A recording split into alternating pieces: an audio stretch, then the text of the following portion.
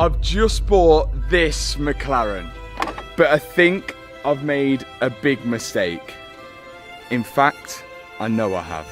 The Mclaren 720S is known for being one of the fastest driver-focused cars in the world. Oh my God! That's 60, that was 60 like that!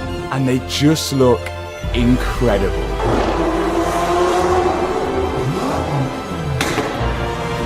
So when I received an email from someone saying they had one for sale for less than half the price of a used one, I was in. But there's a catch.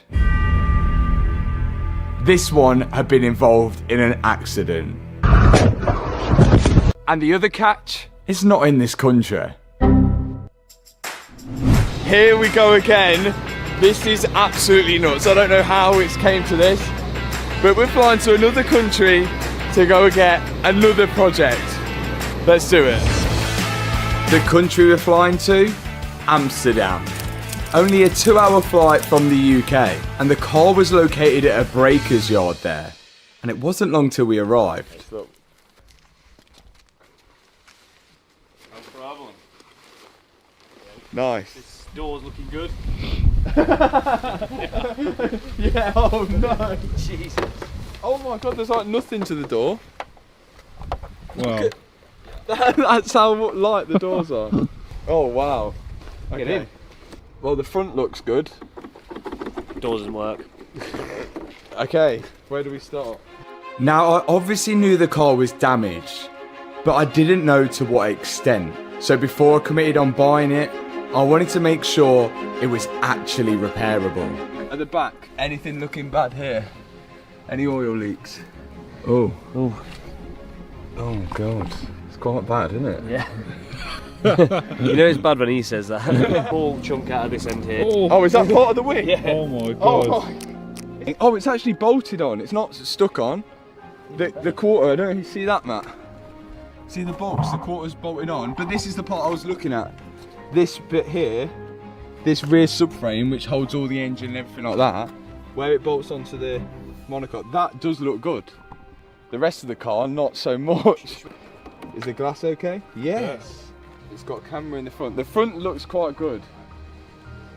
We're not really streaming, we're just looking, and it's hard, but I'm sure you guys are assessing it as much as we are, but hopefully we're not missing anything. The headlights look expensive, but they do look good. I think let's get that wing off and see how bad it is. Yeah, we need to look behind. Because that is not good. One thing, we're missing something here.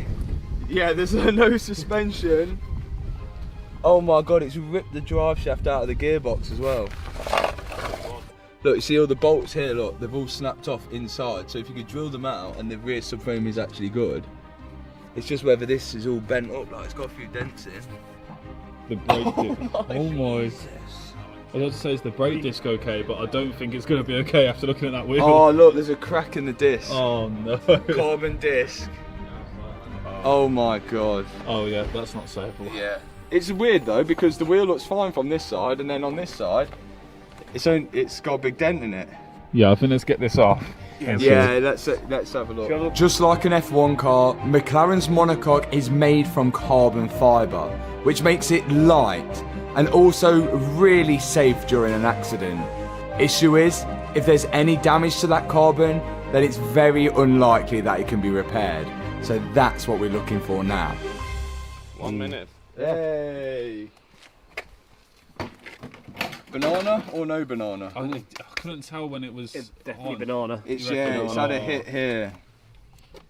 But that looks like a replaceable part. Oh no, it's not. Yeah, it is welds. replaceable, but it's all the way replaceable from there. Look. Yeah. Something was here. Something Yeah, something some was sort here. of Some yeah, like it's a radiator was here, radiator. yeah. That's looking good.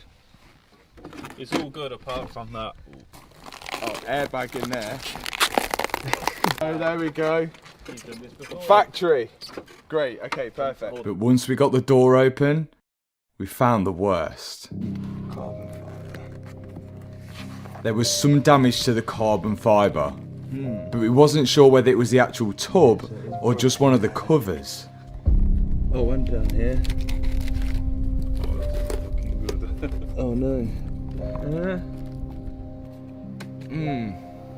It looks like it's actually damaged the tub, but I still don't think this is the end of it. I've seen people like my good friend Tavares have his carbon tub repaired by the frame doctor out in the US. So I know it's possible. And with the price being so good, it still might be worth the risk. Everything here looks fine. All good in here. It's just a shame about this area. But I wanted to check whether this car started. On the... Oh yeah, the fuse on the battery, Yeah, the fuse, yes. Okay. Yeah. But as suspected, the pyro fuse, which cuts power to the engine when the airbags blow, has blown, meaning we can't start the car. But the guy trying to sell it, who I've never met before, assures me that it runs. Mechanic from the McLaren dealer, Yeah. they let it run. Oh, okay, Yes. so it has run. It has run. Oh, okay, Yeah, that's my good. colleague picks up the car there, Yeah, but he explained he let the engine run, he tested the gearbox. yeah, and it all seems good. Yes, yes. Oh, okay, good. And you can also call the McLaren dealer if you want. Okay. Okay, now I've got to make the decision on whether we're buying this. I think the carbon repair is the one thing that I'm slightly worried about, but I'm going to have to make that decision. I guess it all depends on price. When I got home, I sent some photos of the damage to a McLaren repair specialist.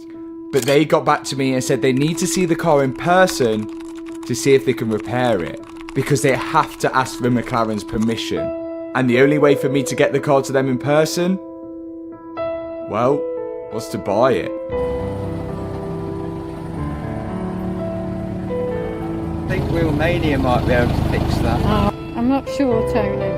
My dad loaded the trailer up with the McLaren and set back home to the UK, where we would begin the build. Hey!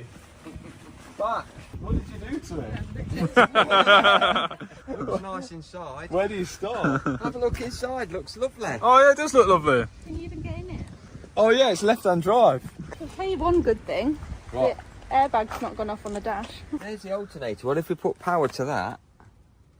Oh, you see if that That would might open it go up. straight through to the That look, battery. is that power? Or set it on fire. Yeah, that's insured. How do you insure this when the insurance company goes 720S? We wanted to see whether this McLaren actually started, but we couldn't even get in the car to start with because the doors require battery power to open. So we're trying to put some power to the alternator. I don't think it worked. That didn't work, so we needed to get directly to the battery, which was in the front boot area, which also needs battery power to open. But then we watched a video online on how you open the boot without battery power. You have to split open the key fob, and inside will be a manual key. Then just underneath the front air duct is a keyhole, which you can put the key in and turn to open the front boot. What is that? You've broken the key. But we had no manual key inside the key fob. Look, there is no key here. Oh, what? Scams. So you're supposed to get the bonnet open? Yeah, so the key, I think it's broke off in there. Let's get some pliers. Yeah, it's the way... Hey! Found the key. Where was that? That was in the lock. How would someone put that in the lock and broke And it? snapped it off. And that, I suggest getting a new key. straight in there, yeah. This is probably the biggest one we've done yet. Definitely. I would agree. That It's back definitely end, the biggest one. That we've back done end yet. is rough. You ready? Yeah. Right. Oh, that made a noise. Yeah! Oh, the dash is doing stuff. What? I didn't see it. Oh, I know what's happening. Oh. Oh. Yeah, no, this is what happened in a DDE video. Shout out to the DDE lot. The battery will not have enough power off the jumper pack for it to do anything. It needs an actual battery. Really? Yeah, it won't do it. With that in mind, my dad started to take the battery out so he could charge it. But then he found something. What's going on, Tony? You reckon? Oh my. Was that you? And down there, look. Oh my. Do you think a rat might have been living in here? That is not good. Tony said he thinks it's not a rat and it's something else. So he's about to show us what he's found. I'm not looking forward to this. You have to take all this out Right. to get to the battery. Okay. Oh, it's a bit wet in there. Oh, what are the... Oh, it's a squirrel. Isn't it? Ah! Do you reckon it was two squirrels and they didn't like each other? So it seems we have a Dutch squirrel. Hopefully it hasn't messed with any of the wiring down there. But once we charged up the battery, it was time to see if this thing starts. Was it working? Look, the dash has gone up. Oh, the dashboard's in German. Mentioned Langeles. Mention Langeles. Ready? Fixed. Let's check oil. How do we check oil then? You've got to warm the engine up before you check the oil. That side looks good. Kind of. Yeah. Oh, whoa, dude. Yeah. Yep. What's your budget for that refill? We've charged the battery up and we've got power. What does it say on the dash? How many days? Oh yeah, the days, yeah. The McLaren will show you on the dashboard how many days of charge the battery's got left. But if it's 0, it won't start. Oh, Yeah, turn it 44 on. days, And, 44. 40. Yeah! Come on! How the hell do you check the oil without starting the car? Do you know how to do that? I don't think it's possible. So best bet is just to drain it completely. And then just refill it. And put new oil in so you know you've drained out all the oil and you know the quantity.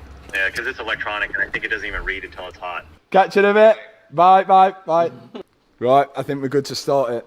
Okay, I'm taking the plastic out of the inlet. Is there any plastic in here? So we're going to attempt to start the car. But to start it, the car needs to recognise it's got brake pressure. And as we don't have a rear caliper on, there's no brake pressure. So what we're doing now is just clamping the brake hose, which needs to be replaced anyway, so that it will hold the remaining brake fluid in there and give us some form of brake pressure.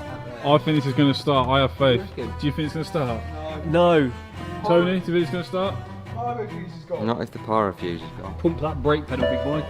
We can't see any oil leaks coming out the engine, and there's no lights on the dash saying low oil. So we're just assuming that the oil's okay. Ready? Yeah. Oh, that was close. That was close. That sounds to me, do you know what that sounds to me? Like pyro fuse, because that tick is the solenoid, but it won't send power to crank it over. Well, let's bypass the pyro fuse. Let's do that. All the regular subscribers will know exactly what this is, but it sits here. Manufacturers like to put it in loads of different places, but luckily this one is in a good place.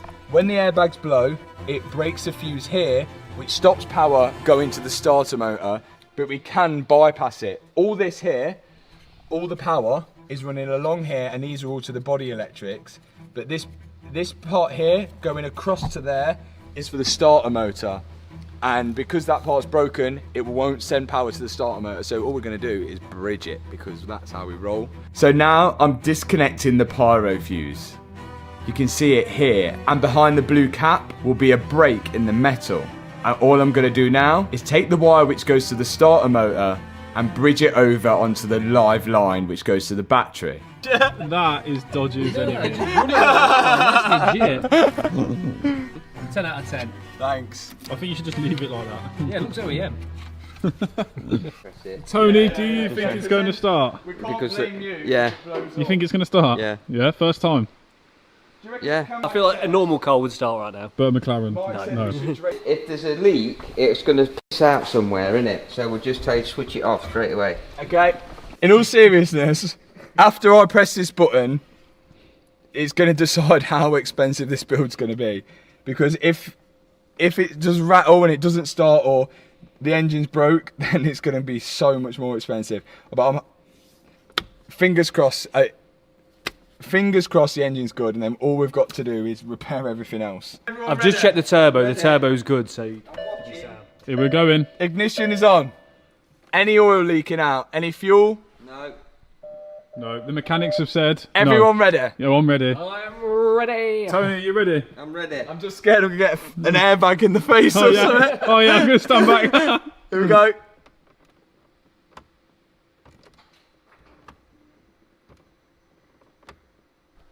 There's nothing happening. No. Try Oh. pumping the brake pedal so you can get a bit more pressure on it. Whoa! Oh, that didn't sound good. Oh. It's coming out oil. So it's coming out. Stop. I can't stop Coming out. it. It's Get the can't, battery off. Oh my, it's going mental. I can't stop it. What oil's coming out? Yeah. Oh no. Oh no. Where was the oil coming out from? That was not a good time to start the car. Oh no. Yeah, it started. It did start. It started up, and then turned off, and then I wasn't doing anything. It kept trying to start up. It was loving it, wasn't it? It was like yeah, and then no. Where's the oil come from? Engine. Oh, that is not good. That's an oil cooler, isn't it? Down still, look. Where? Oil cooler down there. Oh yeah, that is. Oh my, yeah, that is dripping. No. Oh, no. yeah, it's coming out of an oil cooler. So because it's a dry sump, the oil sits in this container over here, doesn't it? Yeah, So all the oil will be there, and when I've started it, it's put pressure through it and pumped it out the cooler. So I think we should be safe. Well, why did it start and then not start and start? And I not think start it's and just a then not start? McLaren. I think that's just what. Oh, that makes sense. It yes. just tripped out, I reckon. Yeah. But it turns out this oil wasn't coming from the engine. Oh, that smells. Wait, Is it a gearbox oil? is it transmission oil? It could be. I think it's transmission oil. It smells like transmission oil. Yeah, that smells like gearbox oil to me. Oh. I don't think you should take the risk. No, we're not. It's still a gearbox on this is probably going to be more than the engine, isn't it? That cooler there Oh yeah. is on the gearbox. So that's what could be what is dripping. Yeah, so we can't start the car with a gearbox oil leak because it's just going to throw oil out. Is that right? So we still have no conclusion to the engine sounded okay, but we're not sure. The gearbox, we don't know. There's oil coming out of it. The frame, We're about to find out. because now we're taking it straight to a place which is probably going to decide whether that tub's repairable or not, and we've got our fingers, our toes, everything crossed that they can repair this, else I don't know what's going to happen. The place we're taking it to is called Individual Specialist Cars, and they're a McLaren approved repair specialist. They have to ask McLaren's permission before they do any carbon repair. And just to let you know what's at stake here, I bought the McLaren for £60,000, which could be a good deal because bearing in mind the cheapest you can get one is around £130,000 here, but it all depends on this tub. What are you wearing? If McLaren can't fix it, I'm a new McLaren technician. They don't know how bad the car is, so do we go in here? I think we're going here. This is going to be quite funny. This is it. This literally decides the fate of the car. If this tub can't be repaired, I have no idea what I'm going to do.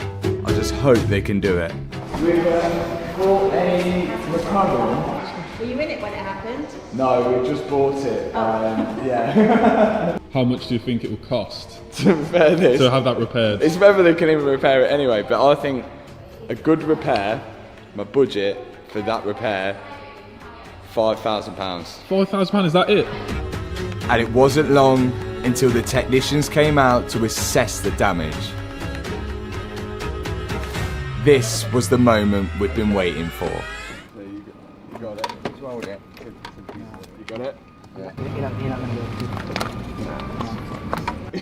Instant no. No, so that's nothing you touch then. Wouldn't be allowed to. No. Being approved with something like that, all we can repair is about an area about this big. Right. That's all there. That underneath is the worst bit. Well, immediately it was a no. Wow. I wonder why. Now what then? We're gonna have to do some searching here. How are we going to get this off this trailer? Don't worry, I've got a plan. Okay, I don't think this is gonna be as easy. This is going to be easy. Oh no, I'm going to do it. He knows ours is gonna do it. First step was to get the McLaren off the trailer, which is easier said than done. One side has no suspension, wheels, or wheel hub. What was that? But we managed to get the car high enough to get all 4 arms of the ramp underneath it, and then we could lift it up and off the trailer. Do the rock test. I think that's as certified as it's going to get. We're in the air.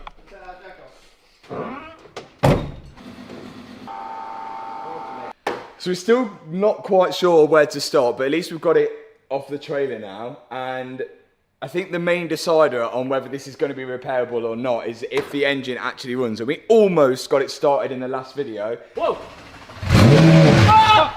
But there was an oil leak. It's coming out oil. Something's coming out. Stop. I hope that's coming from the gearbox. Yeah, it turns out it is actually coming from the gearbox. Look. Oh no. So that's... Oh no. So this is a gearbox oil cooler, which is actually on the back of the gearbox, which cools the oil for the gearbox, surprisingly. What we want to do is try and get it started, but we don't want all the oil to come out like that. So I reckon we do a professional repair with some filler. And that's exactly what we're going to do. But not with filler, with Tiger Seal instead. We just need to come up with a temporary fix, enough to hold the oil in so we can start the car. And I'm hoping this will work. You're doing great, Matt. You're doing great. Keep it going. I'm going to shout if it won't stop. Ready? Yeah. Saying go to McLaren Centre, but I'm here. Here we go. First time! Oh, what? Why did you do it first time? It sounds mint. It sounds wicked. It sounds well good. Yeah? Switch it off. What's happened? That sounded good first time. That's mint. What was coming out? Is something come out? What's happened? It's coming out as repair. So No, you're joking. Really? It's coming out the Tiger Seal. Oh wow, yeah, that's not good. It's siphoning out now. Don't use Tiger Seal to fix your gearbox cooler. Even though the gearbox oil was still coming out, it is great news that the engine is running and sounds good. This means it might actually be worth repairing this thing, providing we can find a way to fix the carbon on the tub. And although McLaren said that they wouldn't allow it to be fixed, doesn't mean it can't be fixed. The McLaren is in. First step is to get that door off. To see what we're exactly working with here, we need to expose all the area where the carbon tub is damaged. So we're starting off by removing that really damaged door. The front suspension and brake disc all look good, which is a bonus. And now we're just removing the arch lining so we can access the wiring connectors which go in through the door. And once we disconnected that wiring, we can slide it through the arch and then start to remove the inner arch lining so we can access the hinge bolts for the door.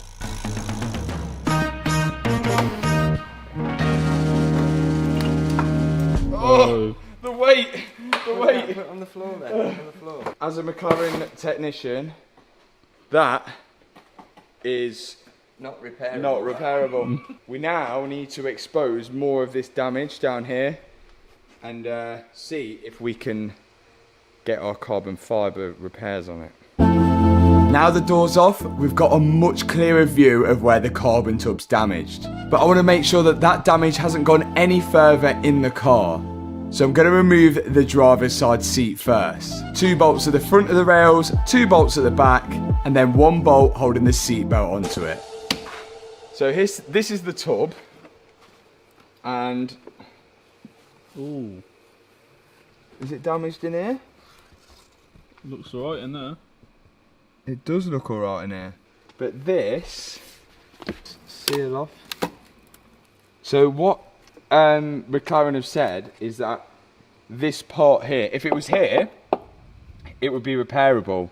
But this part here in the bottom, this is where all the strength is apparently.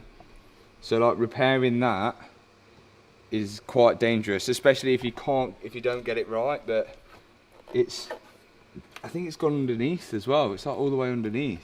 Is it all the way underneath? Yeah. Oh no. Now the benefits of having a carbon fibre tub is obviously it's lightweight and it's super rigid, which helps for track use. The downside is that when it becomes damaged, it's almost impossible to repair. Especially in the place where mine's damaged. I actually think I think the whole thing is going to have to be retubbed. I think that is literally going to be our only option. So if we retub the whole thing, I know it's a massive job, but it all depends on how much a tub's actually going to cost.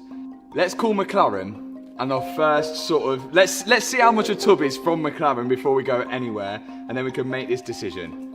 Hi, through Farmer speaking. How can I help? Hello, this might be a bit of a weird one, but I've got a Mclaren 720S, and it looks like it's going to need a full replacement tub. Is that something that you can buy, or is the car done for? It is something you can buy.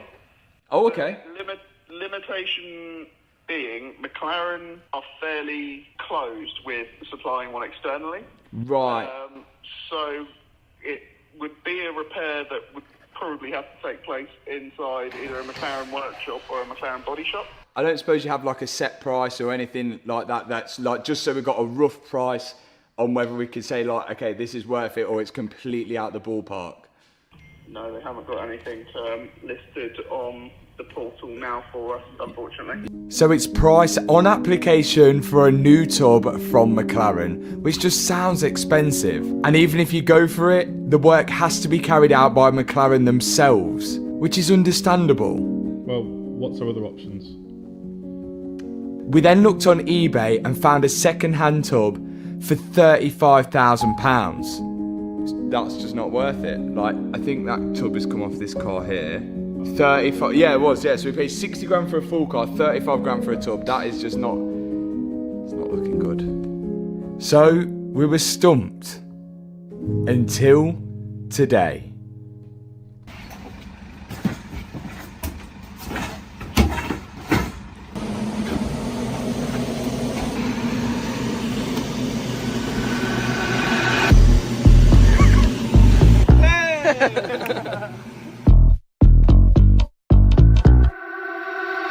We've got a full McLaren 720S tub.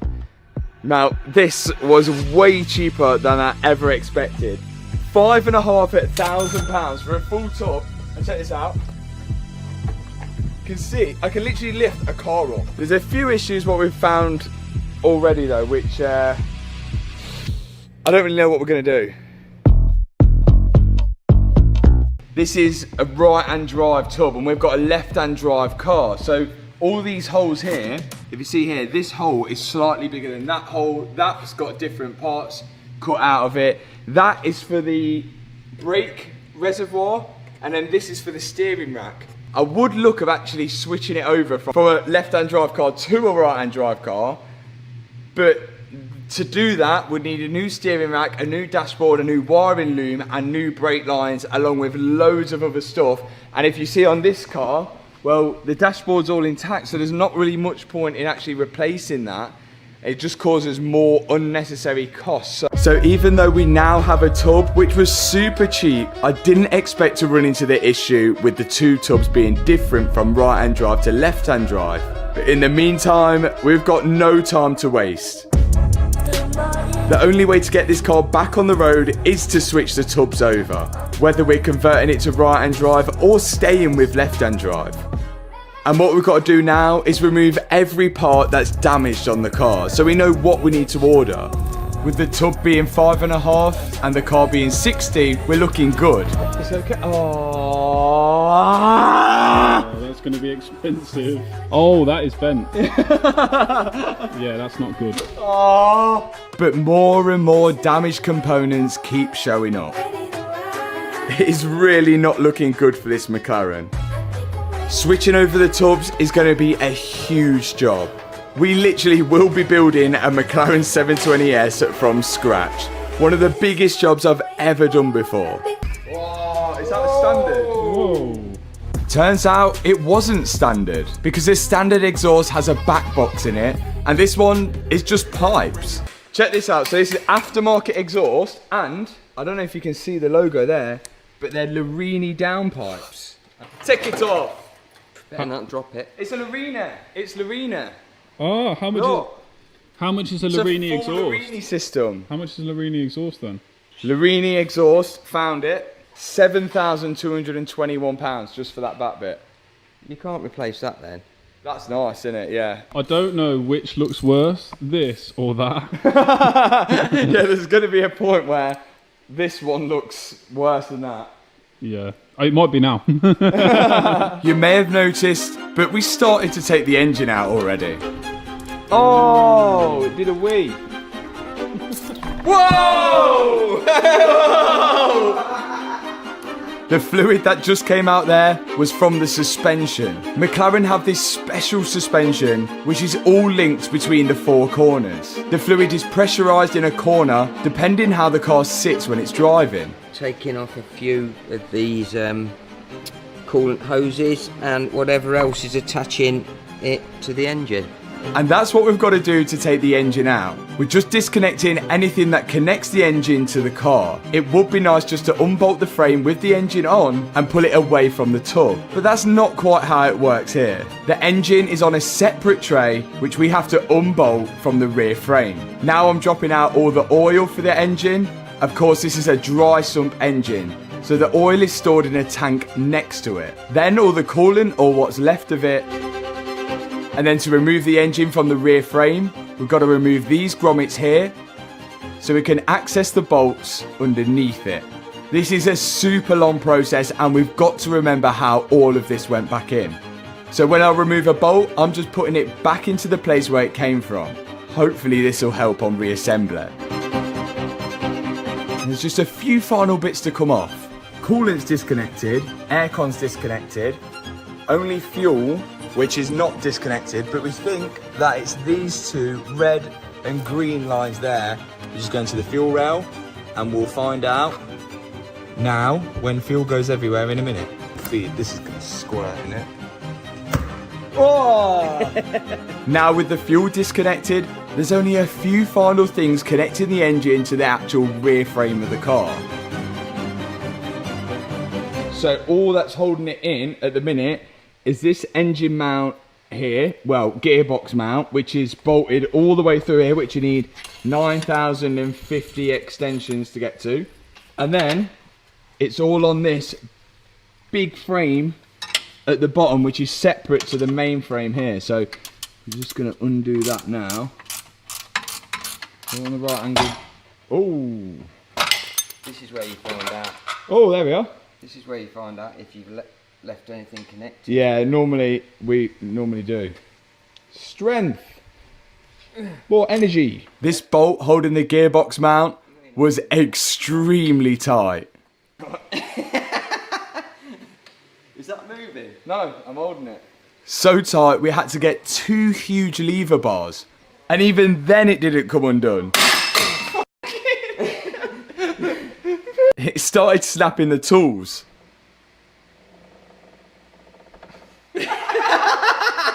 But eventually we got it out. Every little bit of Loctite is on that. That is a bolt and a half, isn't it? And that should be the final pieces holding the engine to the rear frame. With that all disconnected, we should be able to raise the car up and the engine should stay on the floor.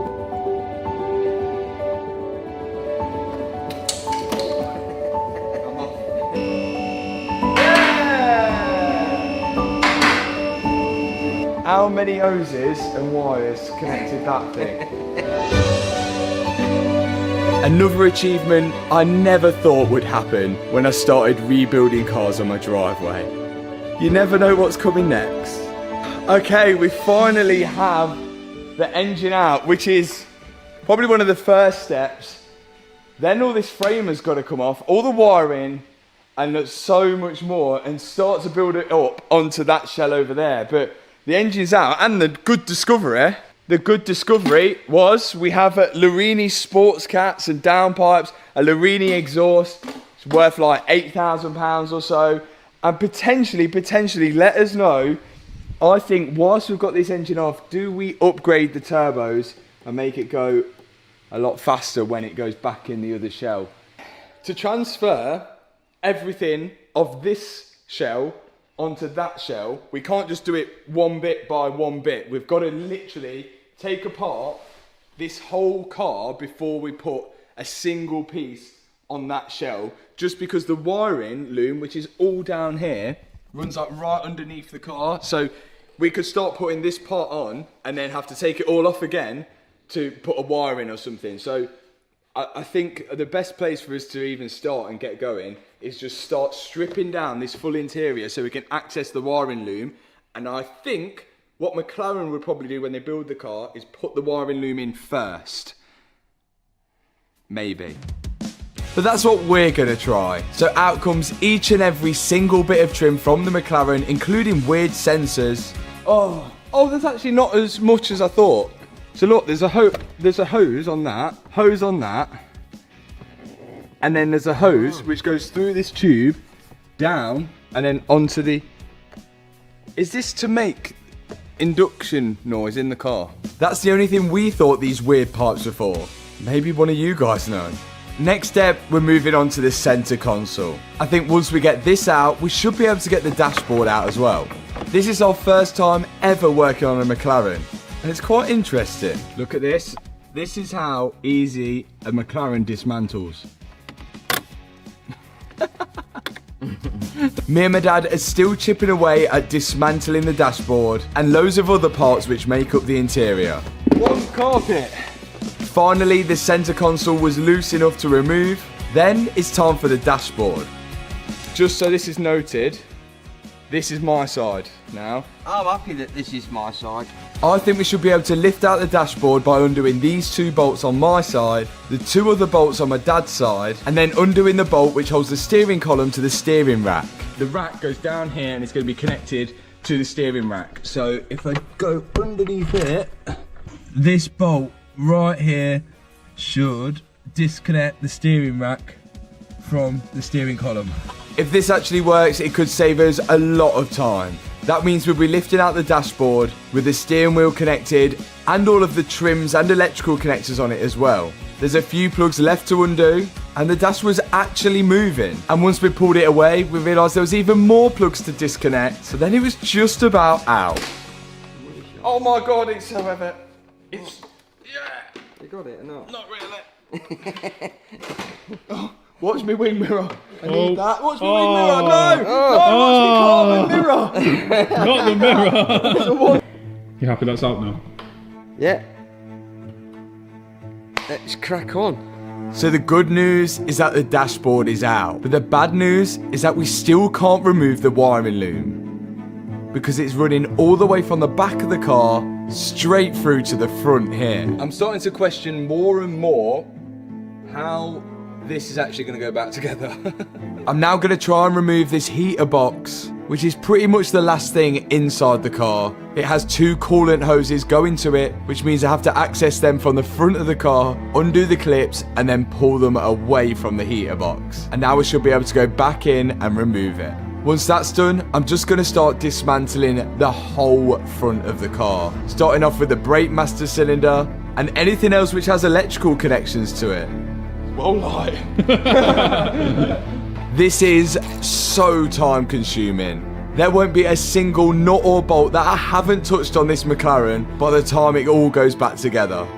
Literally the biggest job I've ever taken on. Next off is the under tray, because now I'm trying to take off the front bumper, which will just give me a little bit more access to everything else. One wing. Surely that can't be expensive, because there's not much to it. I'm really questioning my sanity right now.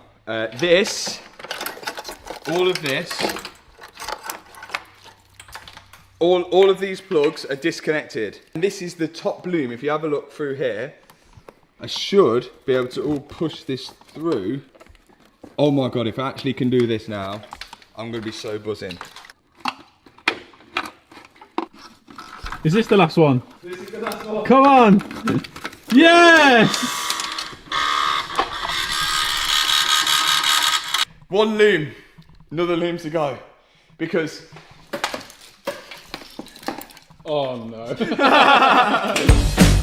so close now to getting out the rest of the wiring loom. But this lower wiring loom goes to all the connections on the suspension and on the wheel hub. So my logical idea was to disconnect all the plugs and then try and remove the front subframe with all the suspension and everything connected to it. That way it's less work when connecting it all back up onto the other shell. So now I'm undoing all the bolts which connect the subframe to the shell and the wishbones which are bolted to the frame of the car as well. And there shouldn't be much else connecting the front subframe to the car, only the brake lines here. And then me and my dad can lower the front subframe onto a pair of jacks. This should give us a lot more access. It's like the Porsche subframe. Front subframe is out, all the suspension is out. There's still wiring loom attached to the car which we've got to get through the hole, and my main goal was to get this heater box out. It's still not out. I feel sorry for anyone who's got a McLaren that may need to take this heater box out at some point, because good luck to you. There's a lot of things you've got to take off. Whilst I'm under the car, I might as well take off this under tray, and now I can see the pipes running to the heater box. And these are held in with a bolt which is right underneath in one of the most difficult places to get to ever. But with the subframe off, it's a little easier to get to. And once I loosen that bolt off, I should be able to pull the heater box away from the car. I now can get to all of the lower wiring loom and disconnect it from the mounting points and push it through the hole to go back inside of the tub. And hopefully after that, it should be it. No more wires left in the front. Great news. Bad news, they're all in the car. And even worse news, all these wires, all this whole loom is all going to the back frame there, which means I've got to unplug and move every single bit of loom off this back frame now and thread it back through into the car. Then we can finally get on the tub. Maybe. So it's just the wiring loom at the back now to go through into the tub. And luckily, it didn't take long for us to do this.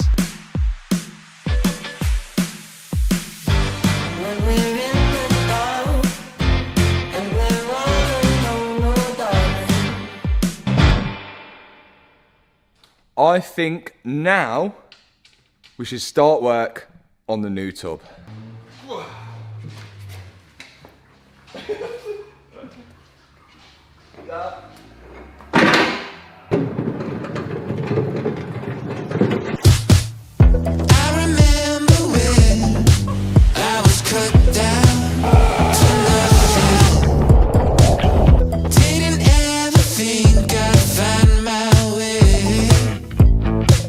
So the lads are here from Screensaver to remove the screen out of the new tub because we think it's going to be a lot easier to get the dashboard in and everything with the screen out, and this screen's damaged anyway.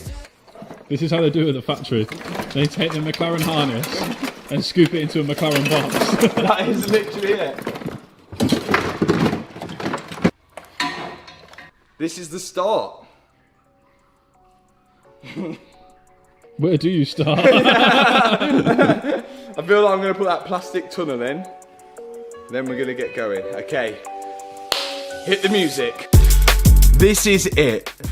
Literally rebuilding a McLaren. But I'm pretty sure when the McLaren guys do this on the production line, there's loads of people involved. But not this time. It's just me, Matt the cameraman, and my dad. None of which have ever worked on a McLaren before. So I imagine it's going to be pretty difficult. But then I had to make a decision. Right, what's the decision we've got to make? Okay. I've already been told it's 2 against 1. When I said it was one person and a cameraman against one, Oh, so... right, so half a person. Yeah, exactly. Yeah. This is my decision.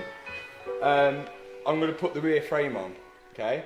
Okay. But, if I put the rear frame on, then I have to take it off because of the fuel tank. Whoa! Because of the fuel tank.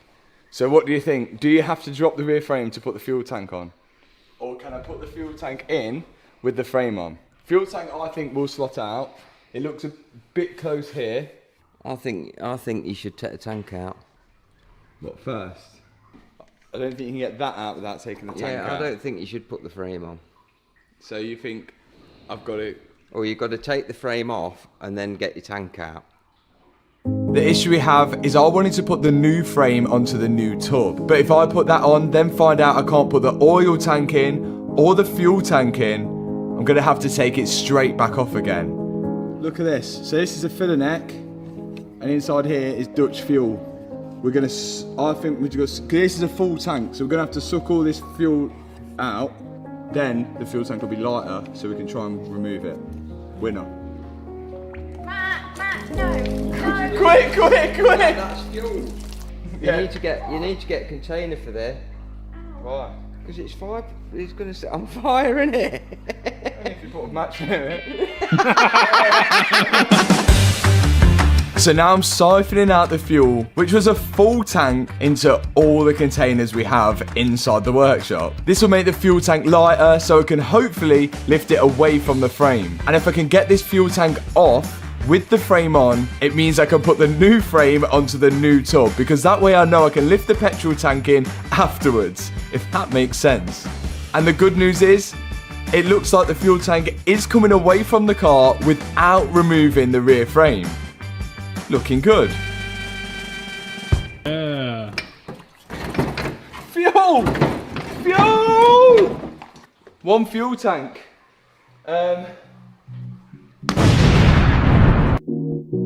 With the fuel tank removed, I can now confidently install the new rear frame to the new tub.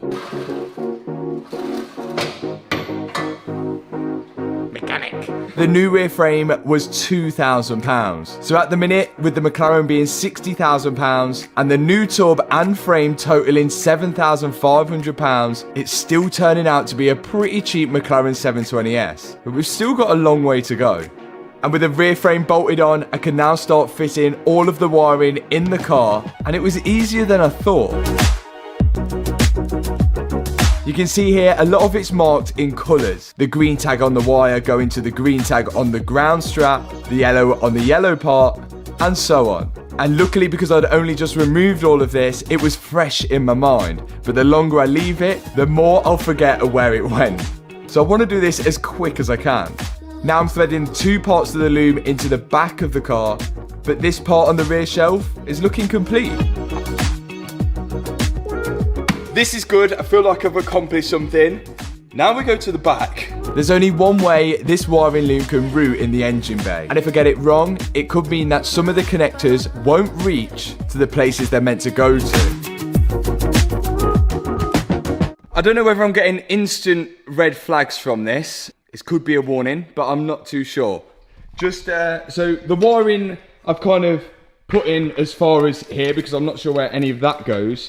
But the ground for this wire is here on this frame, but on this frame, it was there. Now, I know it's only a slight difference and it still reaches on that one, but is there a slight difference on here going to end up being a big difference somewhere else?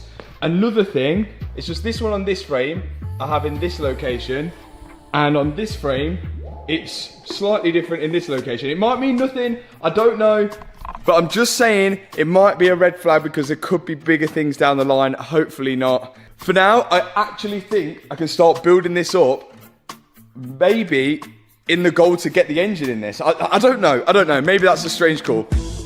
Progress is good so far. And this big red thing here is the huge wire which leads from the battery all the way back to the starter motor and the alternator. This is the part that the pyro fuse cuts the power to if there's an accident. And this is just literally stuck to the bottom of the tub. And it looks like it's the first thing that McLaren install. After that, it's all of these coolant and aircon lines. And they only go in one way. And this was a pretty difficult job to do in a small scissor ramp. So difficult, in fact I needed another plan. This is absolutely carnage, trying to do all this in this scissor ramp. So my plan, I'm going to pick this one up, put it in the 2 posts and take this one out and put this one in the scissor lift.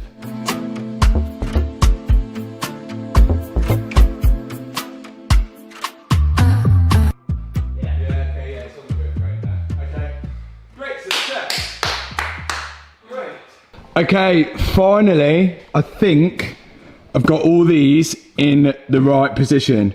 This is holding on for dear life now, the strap for the starter motor and the alternator, and all these pipes are, I think, in the right place, but we won't know until we put everything else on. And if I put everything else on and find out they're in the wrong place, there's not much I can do about it, but they are going all the way down to the front now and out of here. So that's good. Next thing to go in is the oil tank for the oil, which sits just about here, and then we're actually making some decent progress. So I think oil tank next. Yeah, oil tank next.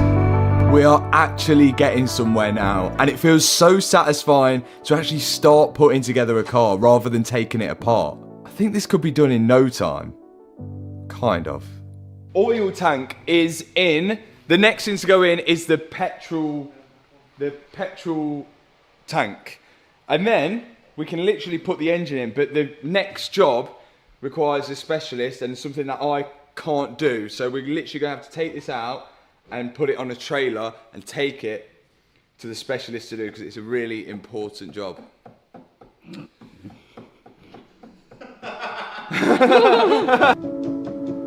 The McLaren got a fair bit of attention on the back of a trailer, and it doesn't surprise me. There's not much of it there, but maybe they haven't come to see the McLaren. More so, our specialist. Here's our specialist. Hello. I knew this was going to be a really difficult part of the job. Why do I feel I'm being trapped here? No, it's really difficult, and I had to bring the car all the way to you for this. To get this special work done. Yeah, I've done as much as I can, and I just need this little putting on for the next part of the build. Wait, you've gone through the car already for the film, I know. So yeah. You already know what he's on about. Just yeah. talk me through where you got to and what you did. So I will show you it. So what is it? It was a Mclaren 720S. Yeah, it's not now though, is it? It's going to be. It's so good. Lord. So there's not much of it, is there? Well, no. Oh, you like a challenge. So I've put all the wiring loom in. Lovely. We have a small issue. Oh, don't even talk to me about it. It's belief. Wiring is the plastering of car work. Oh yeah. Oh, 100%. Somebody could do it. See, it's obvious. Yeah, it's to normal people. We have a small issue with it. Is that my tub was a left-hand drive tub, and this is a right-hand drive tub. So the holes here are different. Nice. So we'll get to that, because I don't really know what I'm going to do about that. So I've kind of left that for later. Yeah, cover it behind a load of stuff. Yeah, you can't see. You've got the flux capacitor in. That's yeah, the nice. flux capacitor is there, and yeah, all the voltage surgings and these things. Sound convinced when you say it, and it'll work. Yeah, the fuse board is there. Yeah, you got the blue wires in. That's good. Yeah, and the red wires. Yeah, as well. that's nice. That's good. That's good. Well, the rear frame is all brand new second-hand as well, because the other one was all bent to one side. Where'd you find a brand new second-hand rear subframe for a 720? So one, a scrapyard, and two, this one was off a race car, and £5,500 for this. It's not registered on the road. This little lad here, how old's he going to be when it's done? Yeah. How old are you now, mate? He is 5. 5. So you'll be able to drive it. Yes. Yeah. When it's finished it. I think so. The main bit we needed, the really difficult bit I was going to struggle with, is you want some real expertise. Yeah. Yes. So it just sits right here, and where's Hannah gone? So this is the engine cover. Oh, for some reason we've only got a black engine. There's no engine. There's no engine at all. Just sign it. Sign it. Yeah, just sign it. We won't talk about it. If we sign the black car part with a black pen. See, mate, Thank you. No offence. I've got absolutely rinsed here, and yeah, right. So you want me to sign this? That would be amazing.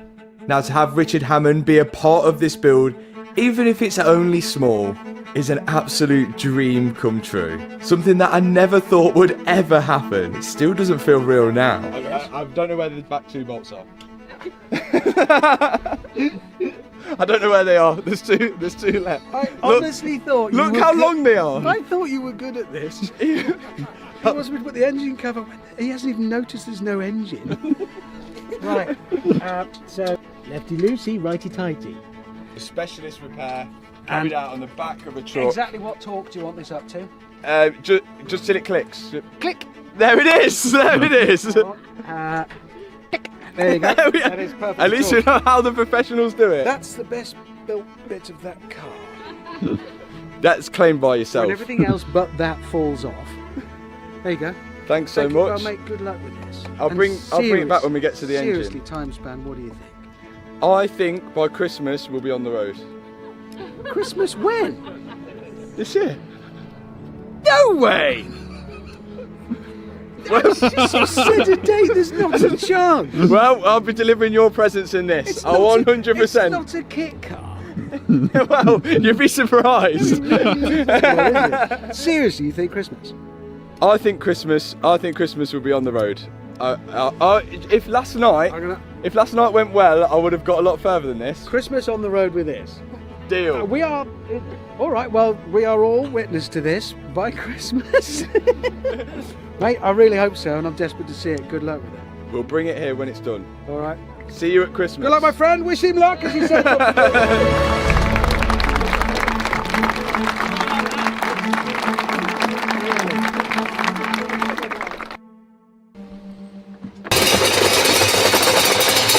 I'm never going to reach retirement age. So here's the twin turbo, 4 litre V8.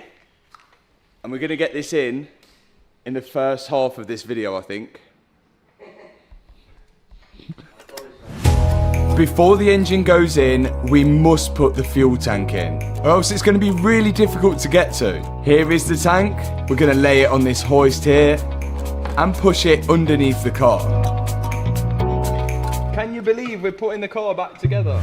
The best way to do this is in the same order that we took it apart. That way we won't have to take anything back off to put another part back in, if that makes sense. Fuel tank in! Yeah! Next up, whatever's next up. There's still a few covers to go on the fuel tank, which are held in with a few bolts and then a few plastic clips as well. And that should be it for the fuel tank. This connector here is the wire that runs all the way underneath the car to the battery. This wire is really important.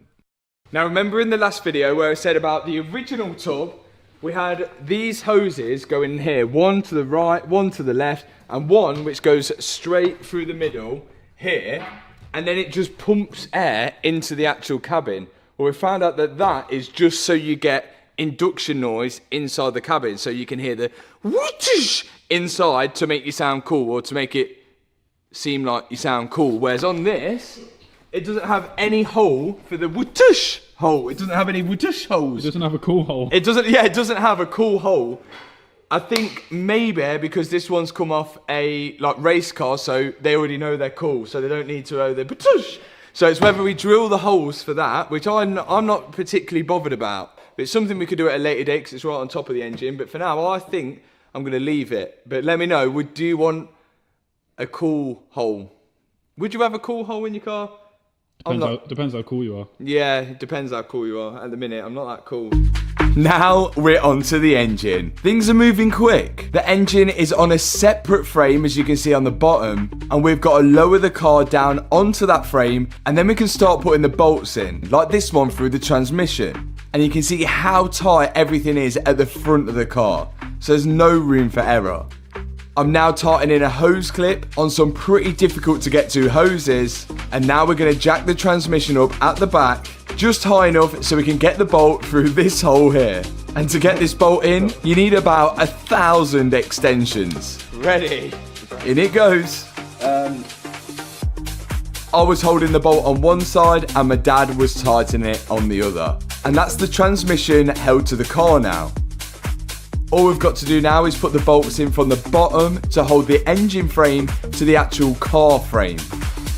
And now with all that weight at the back of the car, it starts to topple off the lift. So we had to think outside the box here and use a ratchet strap to strap the front of the car to the front arms of the lift. That way it's not going to tip up when we raise it in the ramp. And now the McLaren's in the air, we can get to a lot more bolts to tighten the engine to the frame of the car. This is the wire that goes from the battery, which is disconnected with the pyro fuse when the airbags blow, and it does go all the way down to the back here on the starter motor. There's 2 actual connectors going onto that, and then from the starter motor it then makes its way back and sits onto the alternator there. So that big wire is really important. Without it, it won't start the car, and it also won't charge the battery without that on. And now we're on to some more important things. Exhaust. With the cat in them. Ooh. On goes the Larini downpipes, which actually came with the car, and they have sport catalytic converters in them, which should help for performance. Next thing to go on, charge cooler. This cooler cools down the air, which goes from the turbo into the intake. And obviously cooler air is more dense, and denser air means more power. So this is where the air goes in, and we can connect that up there. Should have nice cold air going in because it's going through the charge cooler, which we've all learned about now. After the charge cooler, there's more cooling on this side, the radiator, which also has the aircon condenser on as well. As the engine is right at the back of the car, and these radiators are pretty big, there's not much space for the radiators to be at the front, so McLaren have put them on the side, that way they can get the most airflow. I've just got to make sure I connect it all up. If we keep building up stuff on the back, it is literally going to topple over. So I think we need to address the front, and the issue being, this is a left-hand drive. No, this is a right-hand drive tub. That is a left-hand drive tub. Let me show you the differences. So the main difference is being all of these holes. So on the right-hand drive tub, which is what we've got here, normally the loom would come out this hole, and your steering rack will be on this side here, and your brake will be on this side here. We need to switch everything over to there, which looks doable, no problem, but this hole here for the brake is smaller than this hole. You can see that's the size it needs to be. The hole is not an issue, it's just the bolts, and if we drill out where these marks are there, I just think it's a little bit sketchy. This side's fine because we can make it bigger, and this is fine because we can cover that up, and we can also drill this hole out on that side. So I think the best way to do this in-house as well, I can't see of any other way, is that we've noticed that all the car is literally bonded together like this. All the carbon is bonded together. You can see all under here. So I reckon if we cut out the section of that left-hand drive tub and plant it into the right-hand drive tub there and bond it in, I think that's our best bet. We'll keep this there, but you know what? Let's just do it and we'll go from there. But you guys can be the judge. I think this is going to work. So in short, we've got to get this to look like this. And the best and most accurate way I can think of is by actually cutting the one out on the broken tub. Now we could actually just drill 3 holes and put the brake master cylinder in the new tub. But this is just a precaution. So this is what it's supposed to be like. Now we've got to figure out how we get this onto that. So, which should go in, oh look, a glove. So that'll go in like that. Oh, that's actually looking pretty good. This is now going to give us an exact location where the hole for the steering rack is meant to go and where all the brake components should sit as well. So I'm going to mark out the hole for the steering rack and the holes which mount the brake servo.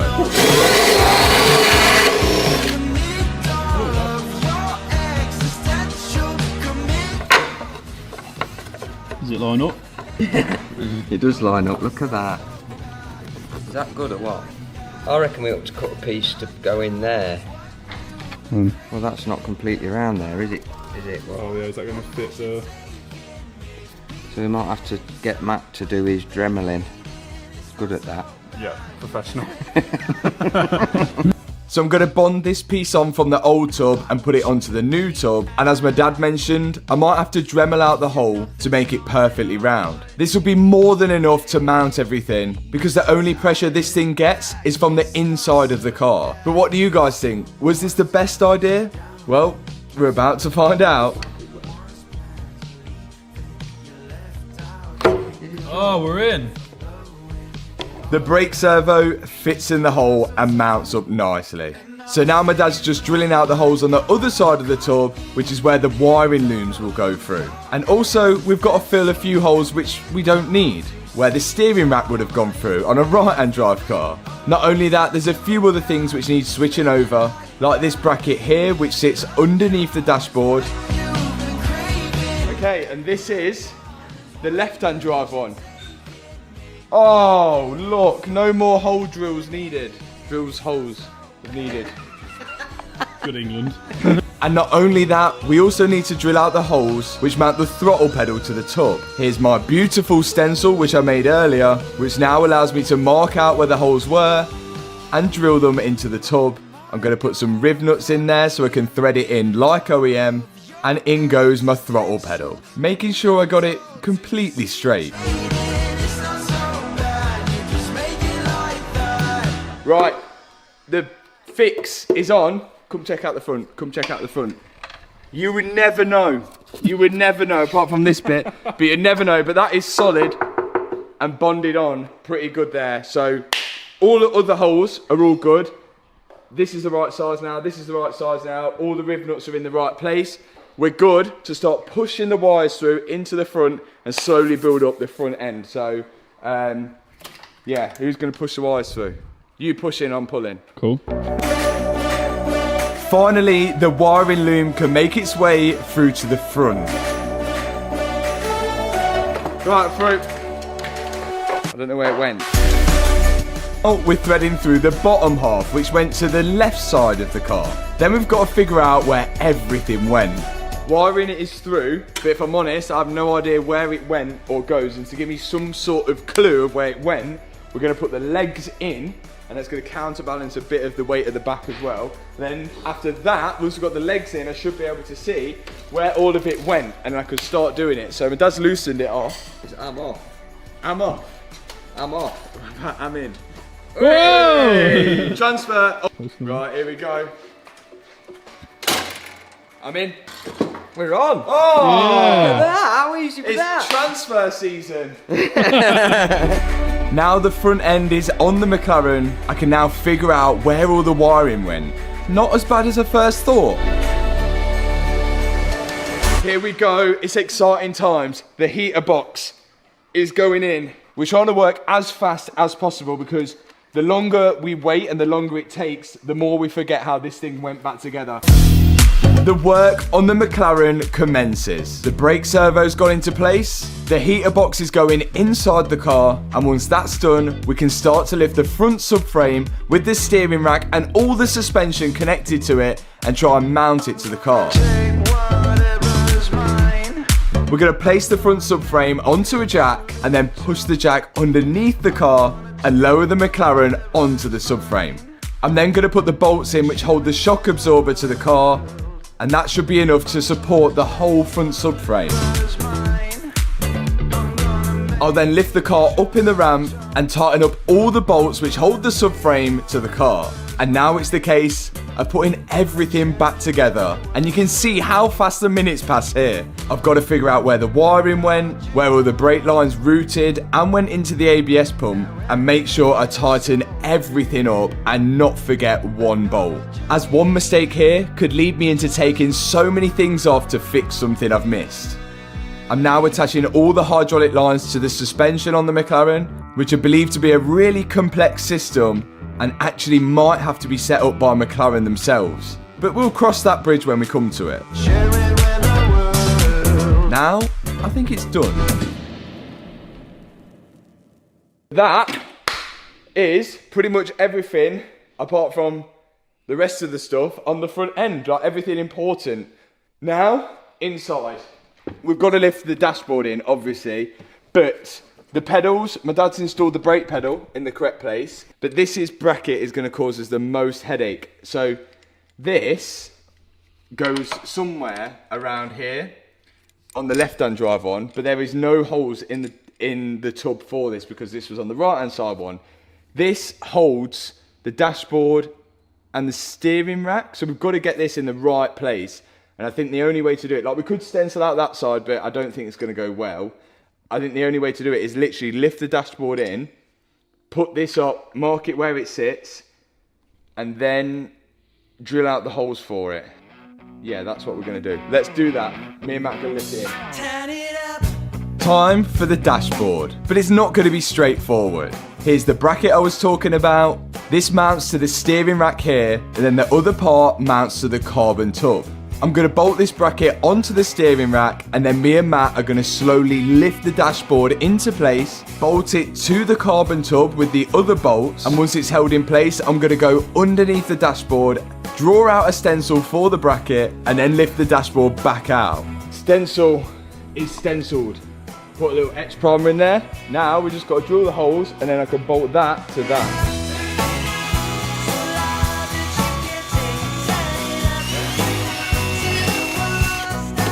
With the holes drilled, I can put the riv nut in place just like OEM, make sure the bolts actually thread in, put the other riv nut in place, and just to confirm, make sure that the bracket actually lines up to it. Then we can lift the dashboard in for real. Underneath, I've got to get the steering column to mount to the steering rack, which you can just about see here, slide that in place, and then put a bolt through to clamp it to the steering column. And the eagle-eyed viewers would still notice a hole that we need to fill out, but we can get onto that later. For now, my main goal is to start the car. Right, I'm doing the brakes. Why are you doing the brakes? I'm doing the brakes because the car won't start without a brake pedal. It has to have a brake pedal for the car to start. Matt's doing the dash, so I'm going to do the brakes. So we're going to fill the reservoir up to run into the open pipes. And hopefully it'll push all the air out. We could use Mr. Push. Yeah, we can use Mr. Push. What's Mr. Push? Mr. Push, I don't know. This is one of his things that he's got. Oh, So, we've attached the caliper to the brake line because we haven't got any rear suspension on at the moment. And we're going to put a piece of wood in there. No, it doesn't fit. Oh, it will do in a minute. We're going to put a piece of wood in there so that when we pump the brake, it'll still go hard because that will be acted as a disc.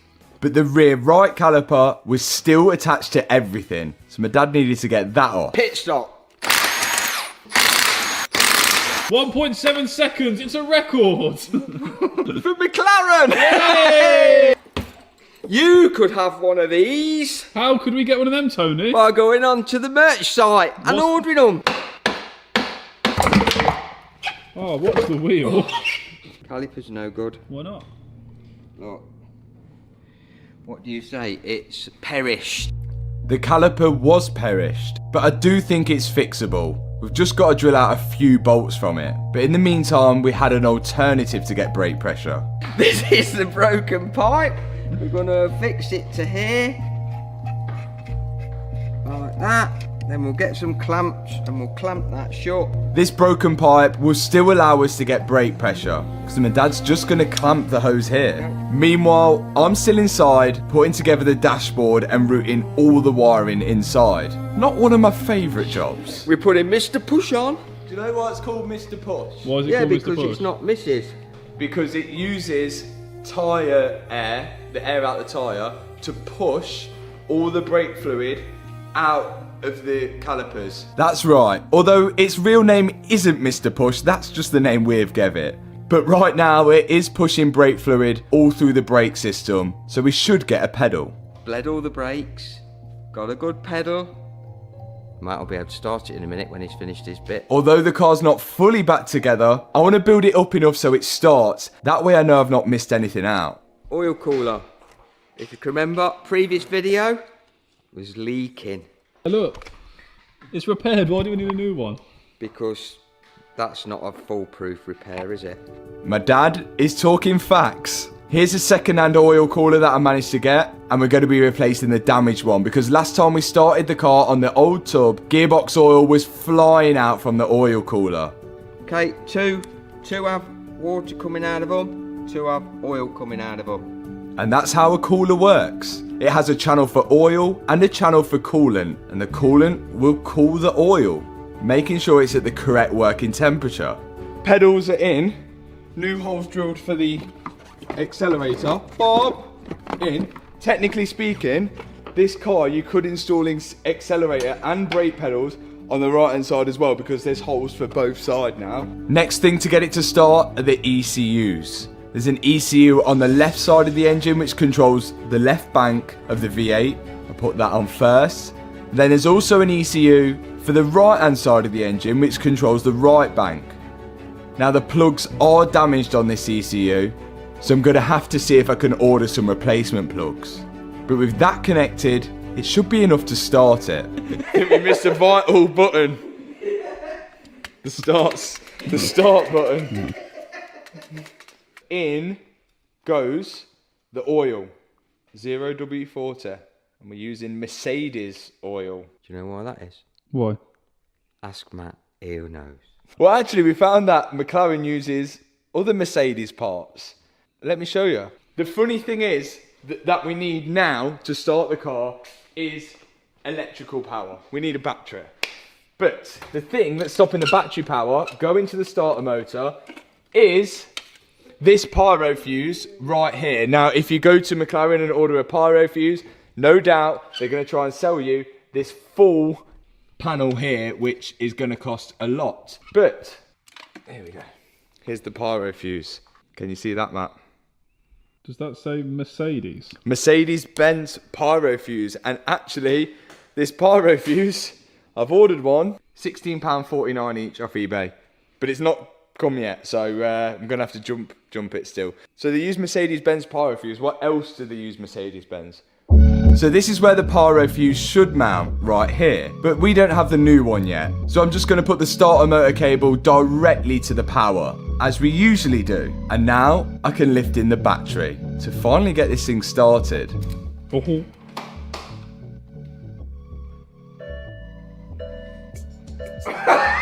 It's like the heartbeat monitor, isn't it?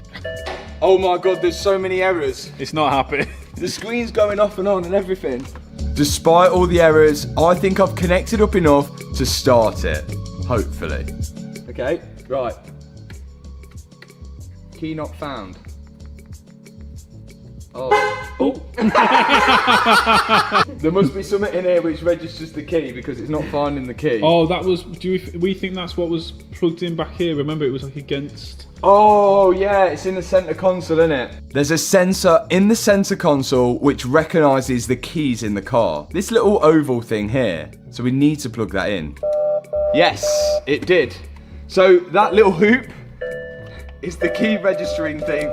Oh my god, there's lights everywhere. The more lights now is registered. Yeah, look, oh, look, it's like Nico's Ferrari. It is literally Nico's car. I think we just go for it. Should I just try and start it then? Yeah. Okay, every single light is on. I don't look at this, but we're still going to try and start it. Okay, I'm holding the brakes, which is pushing me to the back of the car. Here we go. No. The thing here is to register the key, being in the car. There's two of these, so I can't see it being this, but I mean, go on. There was another sensor for registering the key, so we didn't know whether we needed to connect that as well for it to start. But still, nothing. Why do you think it won't start? Because it ain't back together. I had fuel in it, I had oil in it, we had battery power, but the car wouldn't start. Now I was going through everything just to double check that I'd actually connected all the ground wires. And was going to try again. Here we go. But again, nothing. Dead. No. I then checked to see if I plugged in the fuel pump. Yeah, that's on. But even if that wasn't on, it would have cranked anyway. We can't even get it to crank. So why is it not cranking now? So we've got brake light, we've got brake pressure, but it's not cranking. Every single thing works, apart from getting it to start. We then called our good friend, who knows a few things about McLarens, especially broken ones. Is there anything anything that needs to... Stab the brake pedal. Stab the brake pedal as hard as you can. Right, really, what, like punch it almost? Really, yeah, like really, like, yeah, stab it. Gone for it? Right. No, it makes a weird noise. It goes, but it doesn't. We've got no doors on. Does that matter? No. So is the start button, is it flashing? So you said you bled the brakes. Do you feel brake pressure? Yeah, we've got full brake pressure. Yeah, we've got full brake pressure, and we know the brake switch is working because the brake lights come on at the back. I'm just thinking what else it could be other than some grounds. When all else fails, just stab the brake and see what happens. Okay, we'll give it a go. Cheers, Freddie. All right, man. Bye. Well, Freddie seems to think we've ticked all the boxes, but it still wouldn't start. So my dad was going to try his technique. Well, I'm just going to see if we can start it with that. Sound. My dad was just going to put power directly to the starter motor whilst I had the ignition on. And we'll see if that starts it.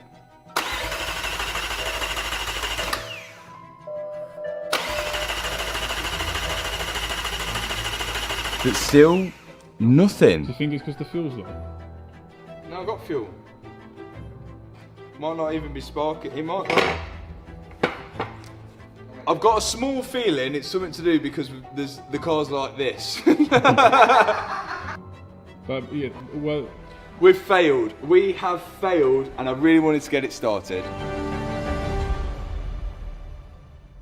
Just before we left, just in case, there is 2 wires here which we've found, which are on the ECU wire for the engine, which are not connected up. So do you think this is the engine wiring, and these are the only 2 wires not connected on the engine? If this is it, cracked it. Could this be something to do with the gearbox? Do you think that if that's the only thing doing it, let's try. Can't be, it can't be 1 wire like that. If this does it, Okay, here we go.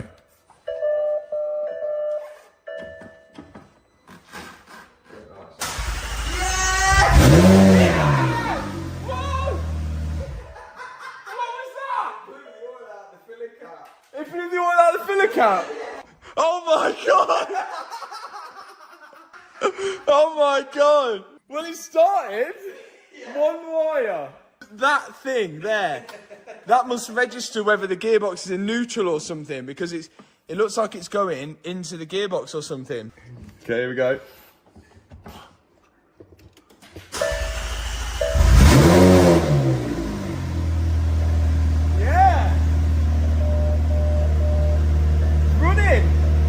Got power steering.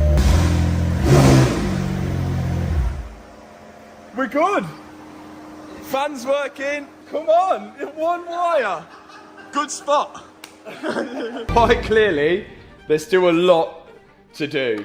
And the exterior, I don't even know where to start on that. But the interior is still in pieces. So I've got to finish bolting all this back together. So I think that is first point of attack. Let's go. Now, one of the positives we can take from the accident is that it didn't really cause any damage to the interior of the car. So most of this should all bolt together and we should have all the parts to complete it. That's if we can remember where everything went. The trick when rebuilding the interior is to remember what part you took off first. That way you can do it in the same order. I'm just putting in the screen here, and then the carbon surround with all the buttons behind it. After that, there's a final trim which sits on top of the dashboard and clips to the center console.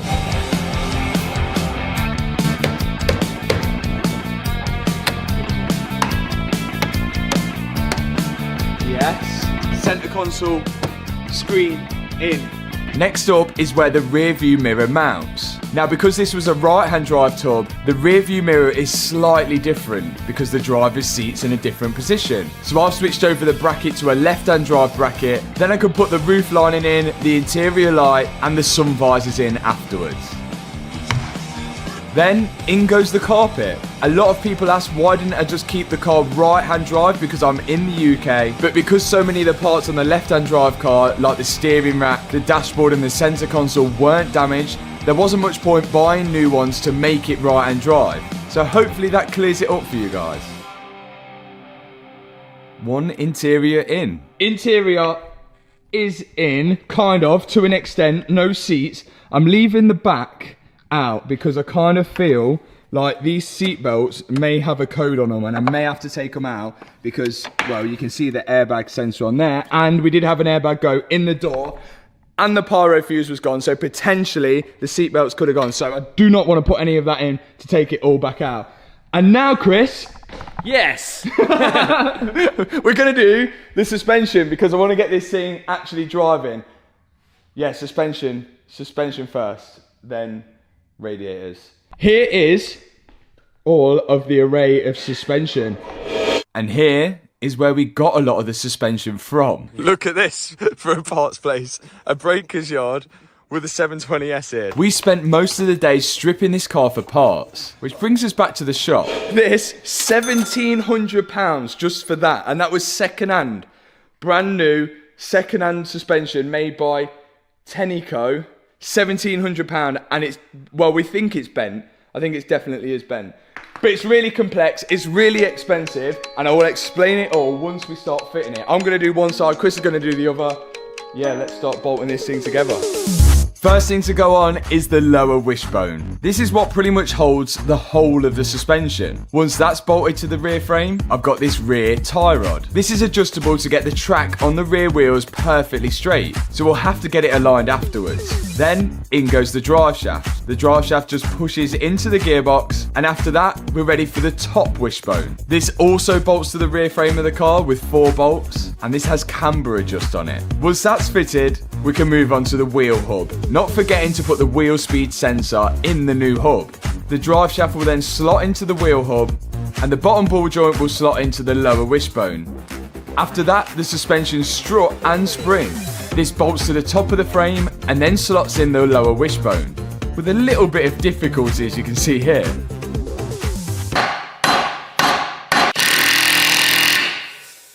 That's rough. It's going in though. Once that's in, we're on to the final stages. Bolting the tie rod to the wheel hub and then connecting the top ball joint to the wheel hub as well. This has a lot of adjustment on for camber, making the wheel tilt in or outwards. Again, we're just going to put it in its neutral position for now, but of course afterwards we're going to need a 4-wheel alignment. It is step by step starting to look a little bit more like a car now.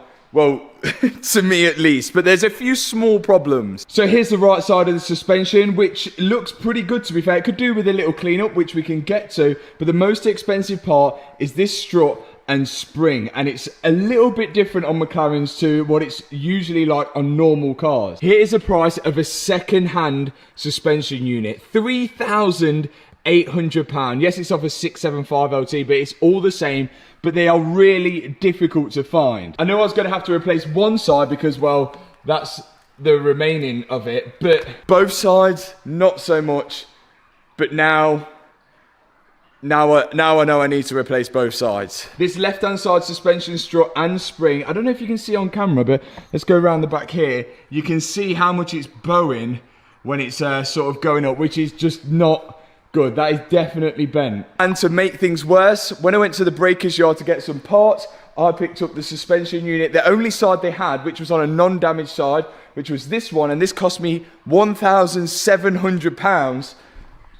And it looks like this one is quite difficult to tell on camera, but I think this one is also bent. They must just bend really easily. And all of this suspension has to be set up by McLaren themselves. But what exactly makes it so special?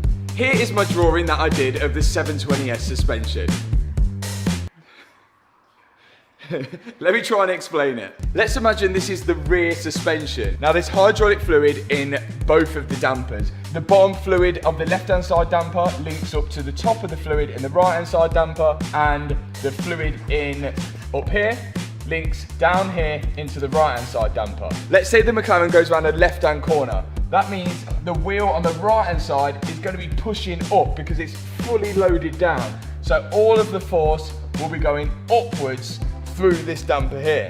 So now all this fluid is high pressure, so it's going to be pushing this fluid out through the top and in through the bottom. Now naturally, when you're going around a left-hand corner, this wheel is going to want to go up and this wheel is going to want to come down. The cars have the most grip when both wheels are planted on the floor.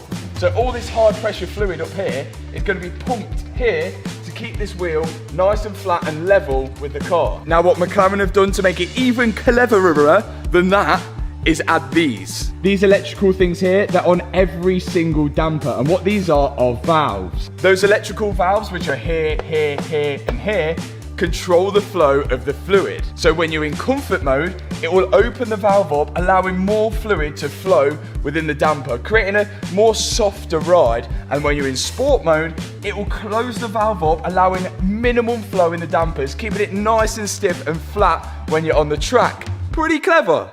Yes, it is pretty clever, but it makes it difficult for people like us who are trying to work on the car. Not only are the rear suspension linked together, but also the front suspension is linked to the rear by these huge lines which connect it from front to back, all to keep the car as level as possible. Now, the reason why I have to take it to McLaren to set up, because when I start putting all these lines on, I'm going to have to start filling up the whole system with fluid, which is done at the front of the car. But the thing is, you imagine I get any air in the system, then the suspension is not going to work as well. This high pressure is going to be trying to compress air, which is going to be spongy. The suspension is not going to feel as good. So effectively, you need to bleed it. And of course, to bleed the system, it's electronically done, which requires a special McLaren tool. So I guess I need to carry on assembling this suspension whilst you guys can think about how good my drawing was.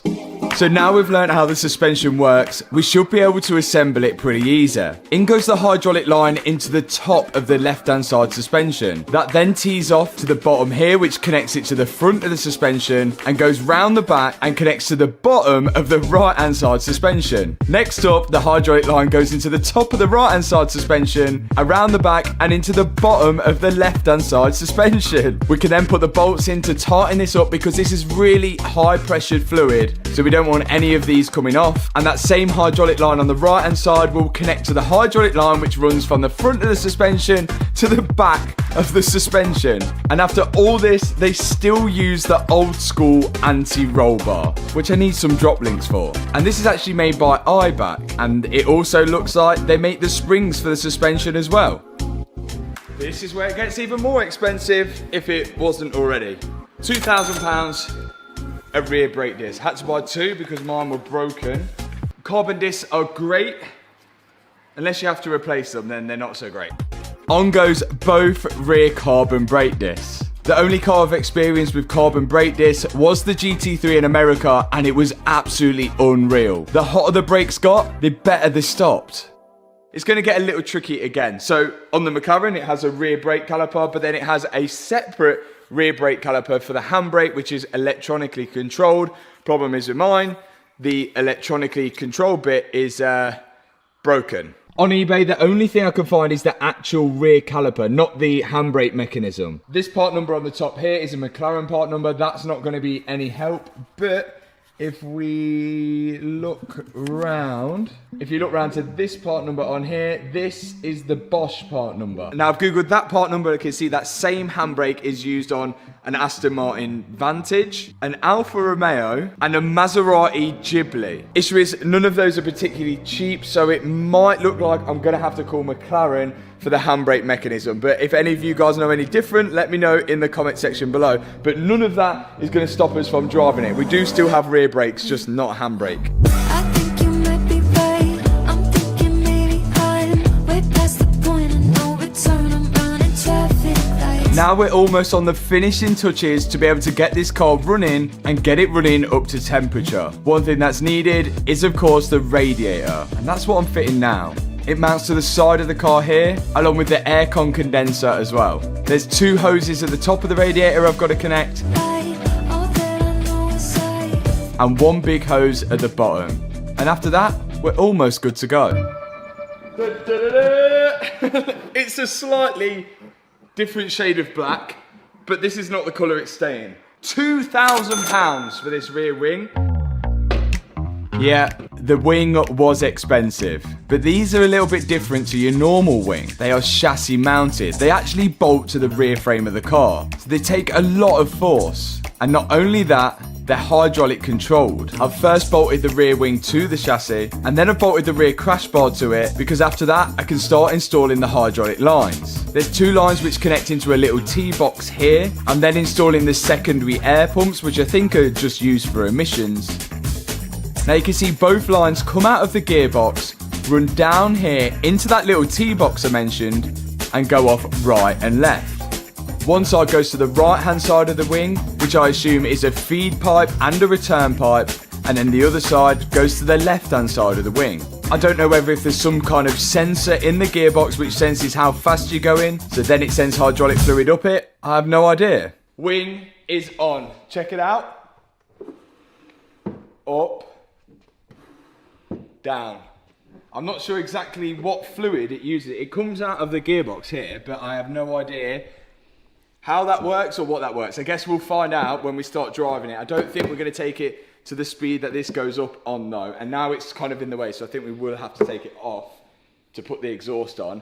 Next up, fluids. Coolant first. I don't think we're going to have a big issue with filling the coolant up because the radiators aren't all the way at the front of the car. So I'm going to vacuum fill it anyway. And we all know how vacuum filling goes. It hasn't gone well on the Ferrari, but let's give it a go on this. Favourite kit.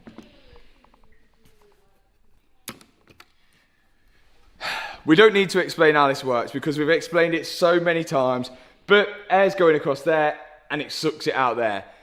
We shouldn't have any leaks unless I've let a pipe off somewhere, but we're about to find out. But we weren't getting any vacuum at all. There's not an overflow, which suggests a leak. I tested my gauge was working. Yeah. And it was. Do I pour it in? Yeah. I could always put water in now. I put water in now because if it pours out, I haven't got coolant all over the floor then. We're pouring water in. It isn't ideal. If there's a leak, it's going to go on the floor. Oh no! So I'd accidentally left off a tiny pipe which you can see me connecting here. It's easily done. Hose clip on. Hopefully the vacuum now vacuums. Oh. Oh no. Leaking here. Somewhere's leaking. Leaking. Oh, the rad's damaged. I can hear it leaking. The rad's damaged here. Oh. I can hear it. I seen that radiator when I got it and I thought, is that going to be damaged? This is the problem with second-hand parts. It seems there's a hole in the rad there. I mean, this, you can get away with this, but the water travels down these veins, like the long pieces here, and it looks like there's a hole there. We've put pressure there through it, and it's still leaking. This is not good, but as always, we conquer and accomplish. We're going back to the breakers yards, well I'm not, my dad is, to go and get some brand new second-hand parts. So appropriate right now, you can get one of these hoodies or t-shirts with the link in the description. So my dad's going to go get some brand new second-hand parts, which should solve our issue with a lot of stuff as well. It's going to pick up a lot of other broken things. I'm going to ring McLaren to see if how much these suspension struts are, because we've got 2 bent ones, which should get us moving and rolling. But how much, you guess? 2.5 each. 3. Good afternoon, McLaren Birmingham, Dawn speaking. Hello, I'm wondering if you could put me through to parts, please. Days, and they're 1,545.77 each plus the VAT. Okay, and you can get them in 2 days, is it? 2 working days. 2 working days. Available. Cheers, thank you. Cheers, bye. Bye. Bye. £1,500 plus VAT each, but I have literally no choice. £3,000. Wait, hang on. I paid £1,700 for a second-hand one, which is bent. So that's actually a better deal.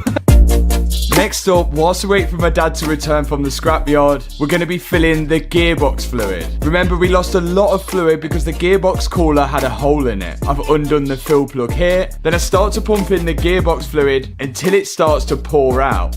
Then we can put the plug back in. Hey. After that, my dad returned with the parts. and we can start fitting the brand new second-hand radiator.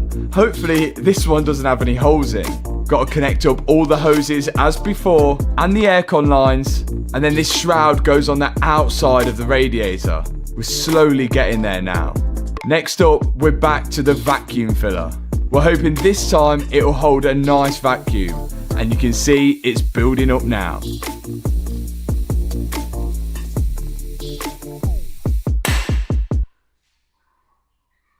No noises. Once it had held a vacuum, I could then connect up the coolant part to it, and it's going to suck all the coolant in through the system, and hopefully we won't get any airlocks. And then we can just top up the last little bit by hand. Almost ready to start it and run it to temperature for the first time and see if it goes in gear. It's exciting. It's exciting. But on this side, which was the most perished side, there's loads of plugs which are broken. So plugs are broken here, plugs are broken here.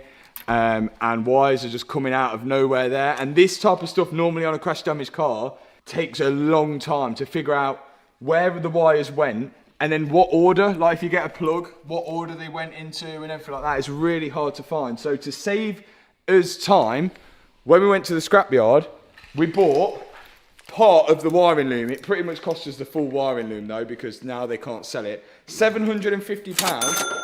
And did you know? Well, I didn't know. I thought McLaren and Mercedes had split. Well, look, check this out. The wiring, Mercedes logo on it. So all of this is a Mercedes, well, the wiring plugs. I don't think it's actually a wiring loom off a Mercedes. The only one really we need to work at the minute is the fan, so we can run it up to temperature. The rest we can deal with. Another thing we need to get it started first time, our best friend, the pyro fuse. And what do you know? Mercedes-Benz. And what do you know? When it says Mercedes-Benz, don't buy it from McLaren because you'll get added McLaren tax. So, here's one I bought off eBay. Did it go that way? Nah. Did it go that way? Maybe. You through? I'm in. Pyro fuse is on, so now the power from all this board here can go across the pyro fuse and down to the starter motor. I've marked on it red. Oh, look. See that little hole? I'll scrape that on there. It's in. Let me see. I'm in. JD. What does JD mean? Job done. Connection. We're just going to run it to temperature. And if it runs to temperature and it is good, wheels go on and we drive it out. And Richard Hammond, we're coming for you. This was it. Time to see if it runs up to temperature and goes in gear. Ready?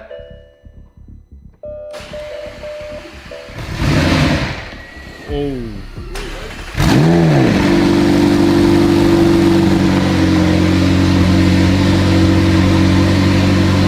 Okay. Why is it smoking? It started, but there was a lot of smoke. Maybe it has been cold though in here. Could be a lot of condensation. We had pretty much every warning light under the sun on the dashboard, but I think that was the least of our worries. We had to top up a bit more coolant now that it sucked it all through the system, and some power steering fluid, and wait for it to run to temperature. Woo! Look at that! How fast that revved! I'm going to put it into first gear. But it didn't work. It would not go into gear. No. And the drive button in the center console just wasn't doing anything. Neither was the reverse button. Reverse? So I can't go anywhere. Nearly at running temp. It sounds nice, doesn't it? We never knew whether the gearbox was good or not anyway. Yeah, because we never knew if it was shifted. We never knew whether it was shifted or not. The engine was running to temperature quite nicely and everything sounded good, but didn't look good. Oh, it blew the oil cap up. Why is he doing that? It don't like starting either. Won't either, will it? That's right, man. Oh my! Oh no! Engine very bad. Oh, yeah. Do it again.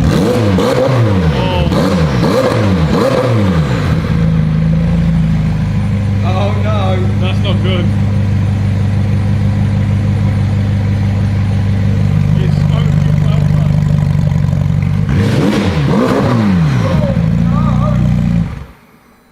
oh no! Is engine very bad? Is the inside of the exhaust supposed to be wet?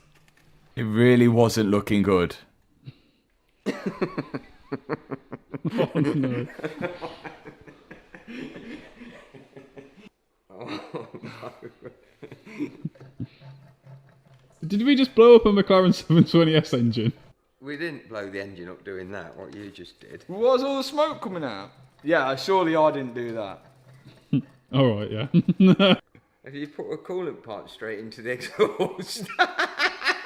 The charge cooler, well, we're hoping, best case it could be the charge cooler, because that's on top of the engine and we could take it. Anything else is like, we've got to replace the engine. Remember, the charge cooler has coolant running through it all to cool the air before it goes into the engine. If this was leaking any coolant, then it could be sucking it directly into the engine, causing all that smoke. But the pipe was bone dry. No. Oh, that's really dry. So could the problem be the head gasket? My engine's very bad. I don't know if did you capture that? The oil cap blew off when we started it. I think I did now. So the oil cap blew off, and it did blew off in the last video as well. If the head gasket's blowing and is blowing exhaust fumes into the oil system, then it would blow the oil cap off. It's the thing, isn't it? But the oil cap doesn't hold on very well, yes. Oh my God, have we got to take this engine out? Put this in your coolant tank. You then pour a bit of this fluid in there, which will sit in this reservoir here. And if it detects any exhaust gases going in, then the blue fluid will turn yellow, which means engine very bad. So in goes the tester. Okay, we're hoping this stays blue. If that goes any other colour but blue, blue's our favourite colour at the minute.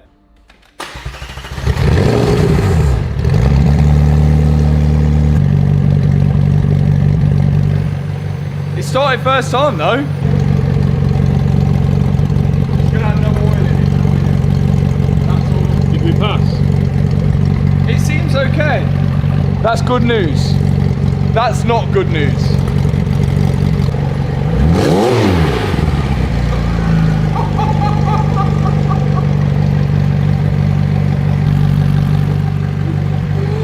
The head must have gone. Look at that.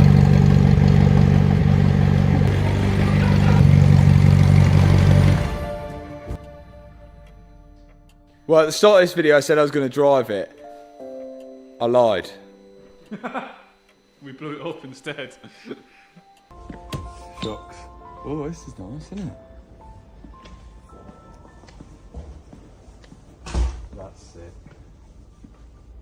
So much better than yours. The guys at McLaren were really helpful, but I've come up to pick up some new suspension because the ones that are on the car at the minute are clearly bent. And whilst we was there, the McLaren technician gave us some vital information which is definitely going to help us later on in the video. And then the bonnet was going boom. Secured the bag. Let's go fit them and hopefully get it in gear. So you're probably thinking, Matt, why are you spending nearly £3,000 or over £3,000 on suspension when the last time we started this thing, it looked like this? Well, check this out. There's no smoke. No smoke.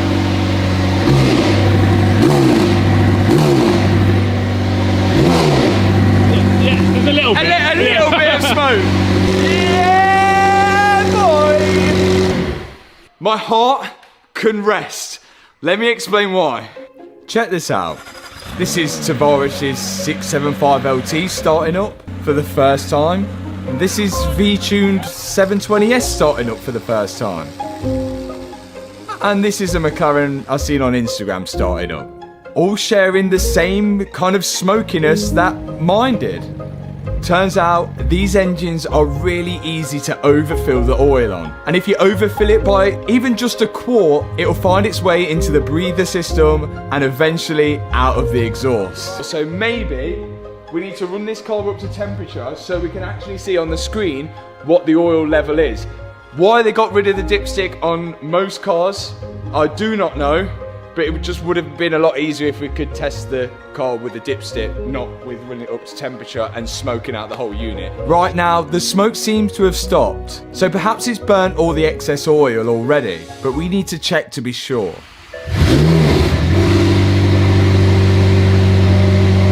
Where do you reckon it is? Where's the smoke? There. No. Yeah. Short vehicle.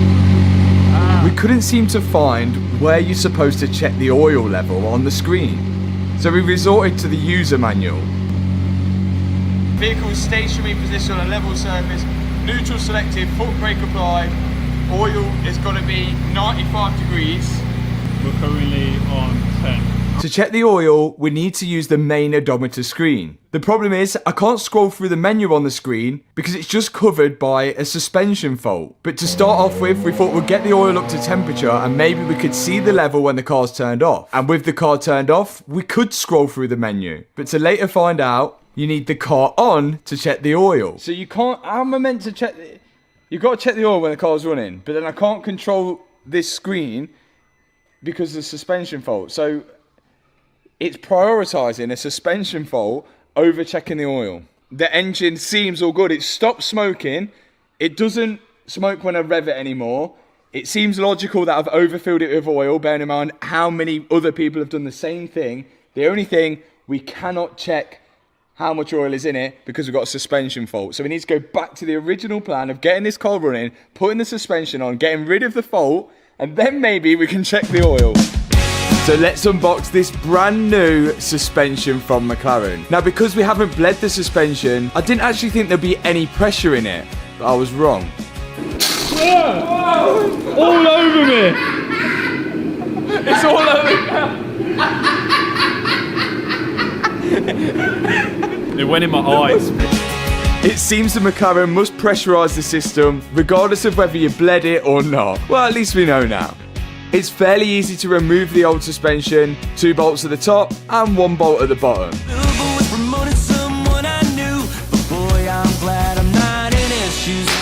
And then in goes the new suspension on both sides, this time not bent. And remember, once the car's running, we're going to have to take it to McLaren to get the suspension set up because it requires their special tool to bleed all the hydraulics in it. But that should just about do it. New suspension is on. Very good, very nice. Now, look at all these handbrake calipers that we have accumulated. I've had to buy another one. This electronic handbrake mechanism. My one was broke on here. I've had to buy a whole new one off eBay. I couldn't find one which worked. £250, not too bad. I've just got to bolt that to there, and that controls the handbrake on the rear caliper. And someone actually said, I don't know whether it's true or not, that apparently this is connected with the traction control as well, and if the wheels start jittering round, it's the handbrake that they use. I don't know how true that is. Maybe, no, that can't be true. No, you do big skids. Yeah, like lock on the handbrake. I think they would just. I think it would do it with the actual caliper, wouldn't it? ABS. It wouldn't be controlled with the handbrake, would it? That's going to be just dead slow, isn't it? That's a slow. Yeah, it's slow. Yeah. Liars. This should be a pretty easy job. 2 bolts to unscrew the old broken electronic handbrake, and then 2 screws to bolt on the brand new second-hand electronic handbrake. All this motor does is turn to push the pistons in the handbrake caliper, which then pushes the brake pads to clamp onto the rear brake disc. A lot of supercars use a separate handbrake caliper just for heat purposes. Anti-roll bar drop links. Now these go on the anti-roll bar and then into the wishbone there. This one is a McLaren one. I've got one I've found off a Mazda 5 or 6, I think it was. These were £15 each.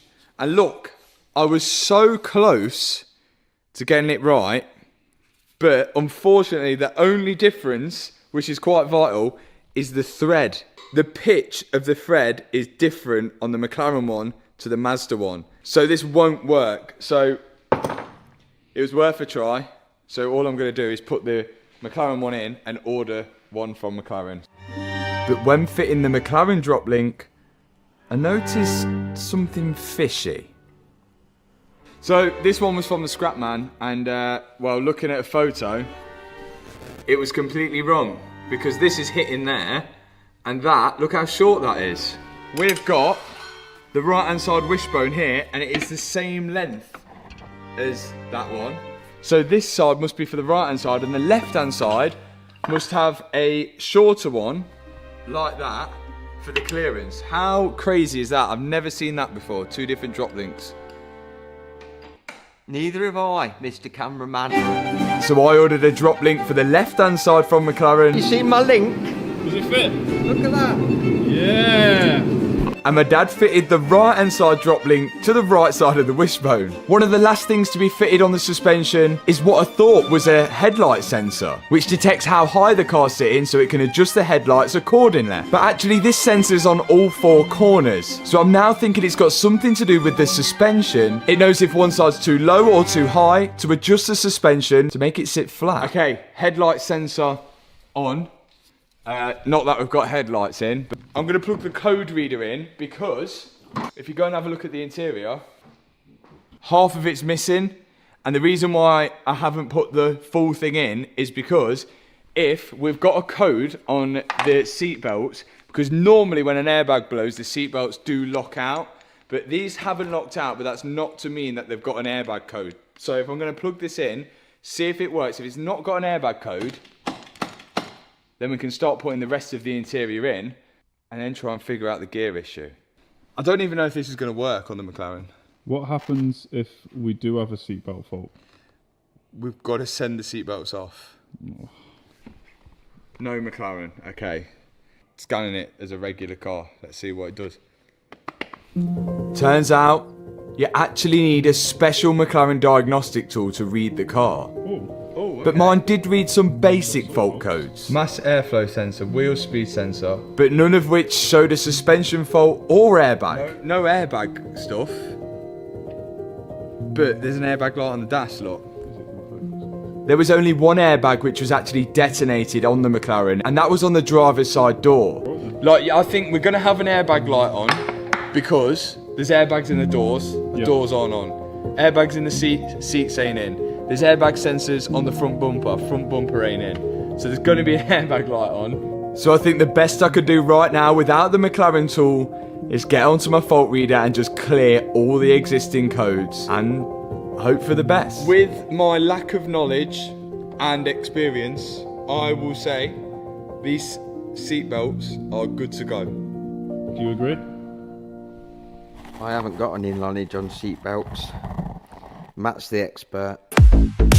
With me deciding the seatbelts are all good to go, I can finally start putting the rest of the interior back together. The engine cover goes on the back with 9 million screws to hold it in, and then on goes the rest of the trim pieces. There's this piece of carpet which I assume is just the parcel shelf, trims on each corner which cover over the speakers and a lot of the wires, and then this bit of carpet which also works as some kind of sound deadening as well for the engine. After that, there's a huge bit of trim which sits behind the seats, and then loads of other little bits of trim which are held in with clips.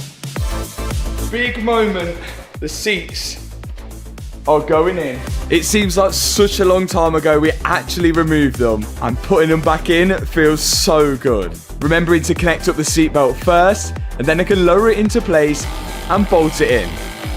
One seat in. They look comfortable but sporty.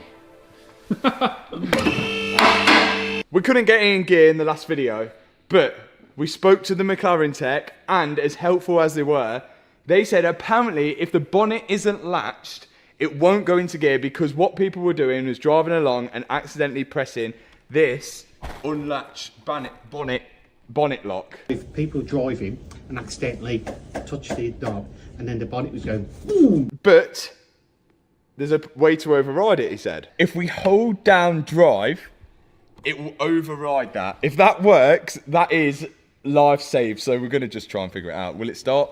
Of course it will. We still can't check the oil. Oh. Condensation. Yeah, condensation. Oh. Where did that come from? I still think we've overfilled it. Ready? I'm ready. Yes! It worked! It's turning. Are they? Yeah, well, brake discs are turning, yeah. I have a small feeling that oil is definitely still overfilled because we need to be able to check the oil, but we can't check the oil without the suspension fault coming off the dash unless there's a hack around that as well. Here are the rear wheels. The front wheels survived. The back wheels, this one is no longer round. This one, oh yeah, that one will. It looks okay from the front. Oh yeah, easily. And yeah, that one is definitely perished. I have ordered some new wheels, but in the meantime, Wheel Mania have sent me some to just use to roll it round. Let's drive it. We're going!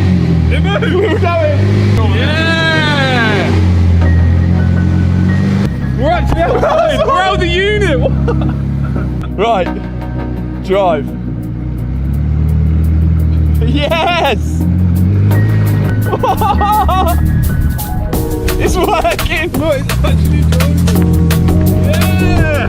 Oh, there's no wind. It's a bit windy in here, it's a bit windy, but...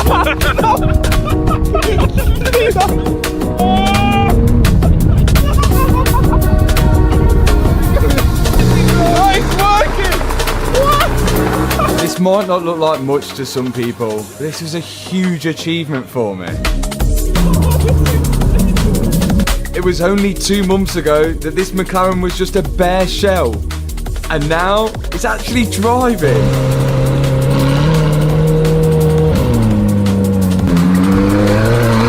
And driving well. It feels like, this car feels like, it's not set up or anything, but it feels like so well, like balanced, you know, it feels so light. And even Hannah enjoyed it.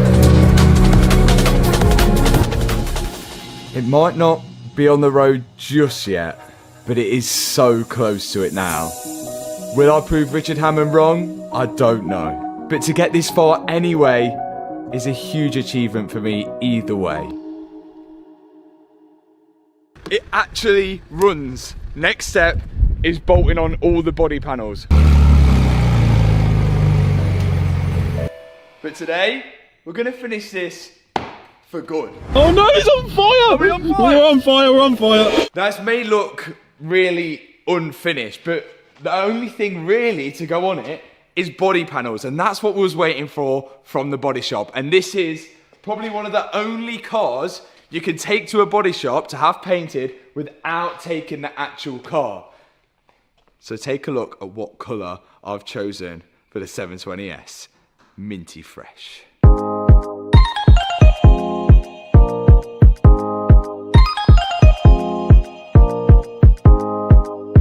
This is the colour. It looks sick. It does still need all polishing and flattening and all that type of stuff, but they can't do that until it's on the car. First thing to go on is the door because it's just a massive piece. Let's put it on. The colour looks unreal. I couldn't be any more happier. But it's really difficult to tell what it's going to look like until we put all the panels on the car. Demonstration. And the doors go up, up, up. Crazy. Being that the door is one of the biggest pieces on the McLaren, we thought we'd start there first. There's 2 hinges for one door. We've got the lower hinge, which is connected to the actual tub of the car. This does the majority of the lifting. And then we've got a smaller hinge on top of the car, which stops the door from moving around. This colour, with the orange stripes on the interior, mad. It's going to be a one of one. There's more stuff later in the video. It's not only this colour, it's going to look crazy. Once both of the door hinges are put on, the door needs to be able to hold itself up. And that's why we have this massive hydraulic strut here. which goes through the door and clips onto the door hinge. Does that hold it? I'll let go. And that's one door on. Look at the old door. This is what happened. That was the impact. So we need this hinge off this. Ooh. Chances of it being bent? Not at all. Usually, if the bonnet's damaged on a car, you would always replace the hinges as well, because they'll usually be bent. But for some reason, I didn't abide by these rules when doing the doors. And this left-hand door was pretty badly damaged, and I've chose to keep the same hinge. Miles away. No, that's good there. Bloody nowhere near, mate. It is nowhere near. Bloody nowhere near. Oh. Oh, yeah. Oh. Yep, our hinge was bent, but luckily there was another one listed on eBay for £300, which we'll go and collect later. But without that door on the left-hand side of the car, we can't build up anything else. So I'm just going to continue building up the right-hand side of the car, continuing with the rear quarters, which are just bolted to the chassis. But it seems things weren't going to be as easy as that with the McLaren. The panels just didn't really line up. We were pretty far off with the door closed. So we spent a lot of time adjusting the rear quarter to make it line up with the door, and we eventually figured out why it didn't work. We're wondering why this didn't fit. Found out why. Because McLaren maybe decided, okay, they don't fit, so they made these little bits of Lego, and then that go behind them like that, and then the bolt goes through it. No wonder we couldn't get it lined up. Here is the side skirt. So the inserts on these are normally grey. We've gone black to give it more depth. Gone black on the top as well. And then the door handle and this is all going to be black, sprinkled with a little of carbon fibre. The McLaren is built with so many different pieces, and the side skirt being one of them. It uses clips to hold it to the side of the quarter, and then 2 bolts which you have to get your arm in behind to tighten up. After that, you can see the air filters at the back of the car. And I've got the carbon ducting which slides into place and clips into the rear quarter. Oh yeah! Oh yeah! Oh! Wow! If this is not the most beautiful thing of engineering, look at it. Just looks. It's a nice wing mirror, isn't it? It was actually quite nice to work on the McLaren, and most stuff seems to make sense. The wing mirror wiring pushes into the side of the door, and then there's 3 bolts you have to reach up into to hold it onto the door. After that, it's the window. Next up, it's the window. Look, this window is tinted heavily, and the other window isn't tinted because we had to get a new one. This car has to pass an inspection to be imported into the UK and registered on the road. I don't think this tint will pass. So, I think it's just, he's had it done extra. If this leaves loads of adhesive on the window, fuming. Yeah. Wow. That is dark, isn't it? Limo. That is well done. Let's get it in. Oh, do you reckon that little tab goes like, oh. See that? Look. Yeah. And whilst we're on the window topic, the front windscreen had arrived. And there's a lot more windows that have got to be fitted to the car. 5 of them on the back, in fact. So, Screensaver were here to fit them. So the windscreen now is about to go in. We had to get this from McLaren. It was £1,400 plus tax, which actually seems fairly cheap when you compare it to something else. That's the front windscreen in place. These pieces, this is the glass that sits on top of the doors, and these are broke. Now each one of these is £3,300 plus VAT each. So we decided not to replace these. I mean, I've got a solution, but you'll find out later. Again, lining all the glass up was just as hard as lining up the panels on the car. There's a lot of movement in it all, so we had to make sure it was perfect. The adhesive goes on first, and then the glass just simply pushes into place. Apart from the huge rear screen, which is held in with 4 bolts, so I could do that one myself.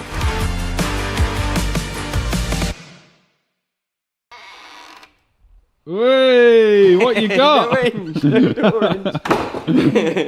Shall we see if it fits? Let's hope that one isn't bent. Will this door line up with the new hinge? If it doesn't, we've done something wrong. What's going on here? This is miles off. Is it? It's well far off. Like the bottom end of the door needs to be like something not right. Could be the door. Don't say that. We just had it painted. No, yeah. It seems the brand new second-hand hinge was also bent. My dad scammed us. He brought us a bent hinge. Again, well, we think it's a bent hinge. It's so far off. It's so far off. But without that door going on, we cannot build the rest of the car. So we need a hinge. Well, can we make one good one out of 2? That's the bit. Do you think this bit is going to be the bent bit? It's going to be the bent bit, because that's the weak bit, isn't it? On both fronts, yeah. McLaren isn't open during the weekends, and even if we could get one from McLaren, it'll be a couple of days wait. Plan is we're going to try and bend this hinge back to where it should be. Back to where it should be. That's just so we can do the video, because all our subscribers want to see a video, don't they? And if we don't get a hinge fitted on the door, we can't finish it. So our only option was to bend it, using the old tub outside. What we're doing is manufacturing a McLaren door hinge at -5 degrees. That's how cold it is. Look at that. We've bolted the hinge to the old tub, and then we're going to use a ratchet strap to tie it around the tub, and then with a little bit of heat, we're hoping it'll pull it in. Of course, afterwards, we're going to have to get a new hinge, but we're hoping that this will work for the meantime. It looks sketchy, but it might work.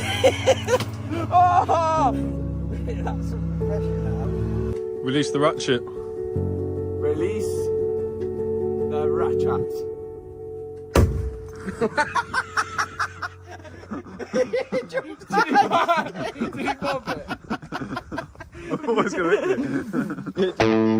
Now to see whether it lines up, and sure enough, it did. But of course, we're going to replace this hinge later because we're not too sure on the strength of it.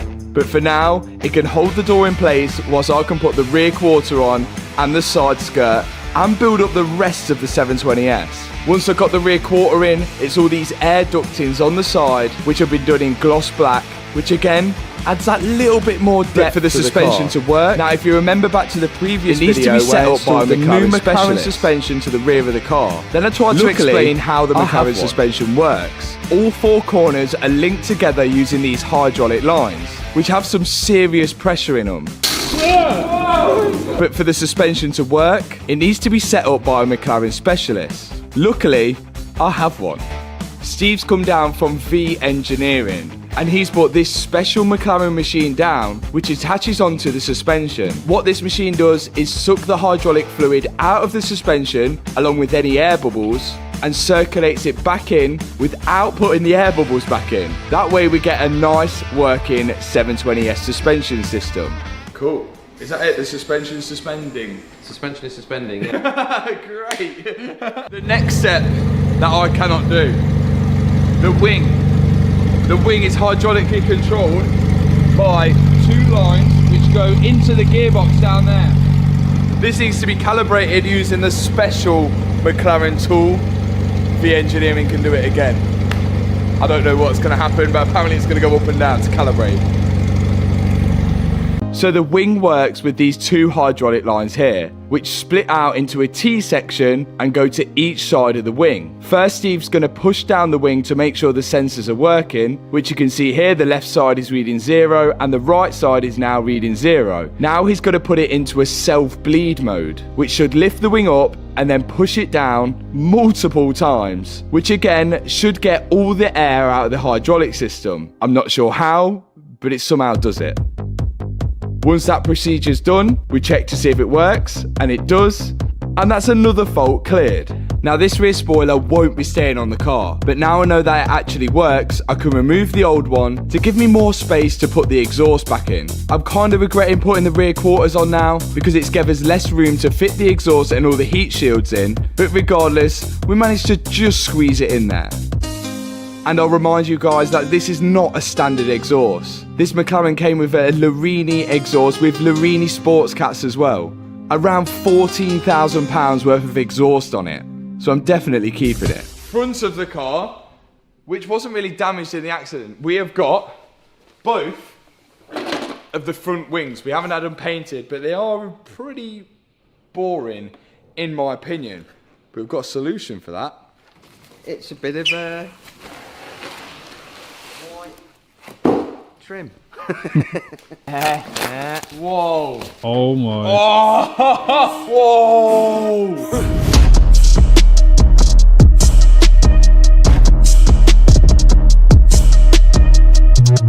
This is a full CT carbon body kit. This McLaren is going to look one of a kind, not only with this minty fresh colour, but all of this carbon stuff on there. There's a bonnet, there's wings, there's side skirts, splitter, diffuser, everything which is going to fully transform this car. One part of this body kit is this new big carbon spoiler which is going to go just there and it's going to look magical, but this has got to be put together first. There's a lot of stuff that needs to go in it, so my dad is going to do that whilst I'll show you something special.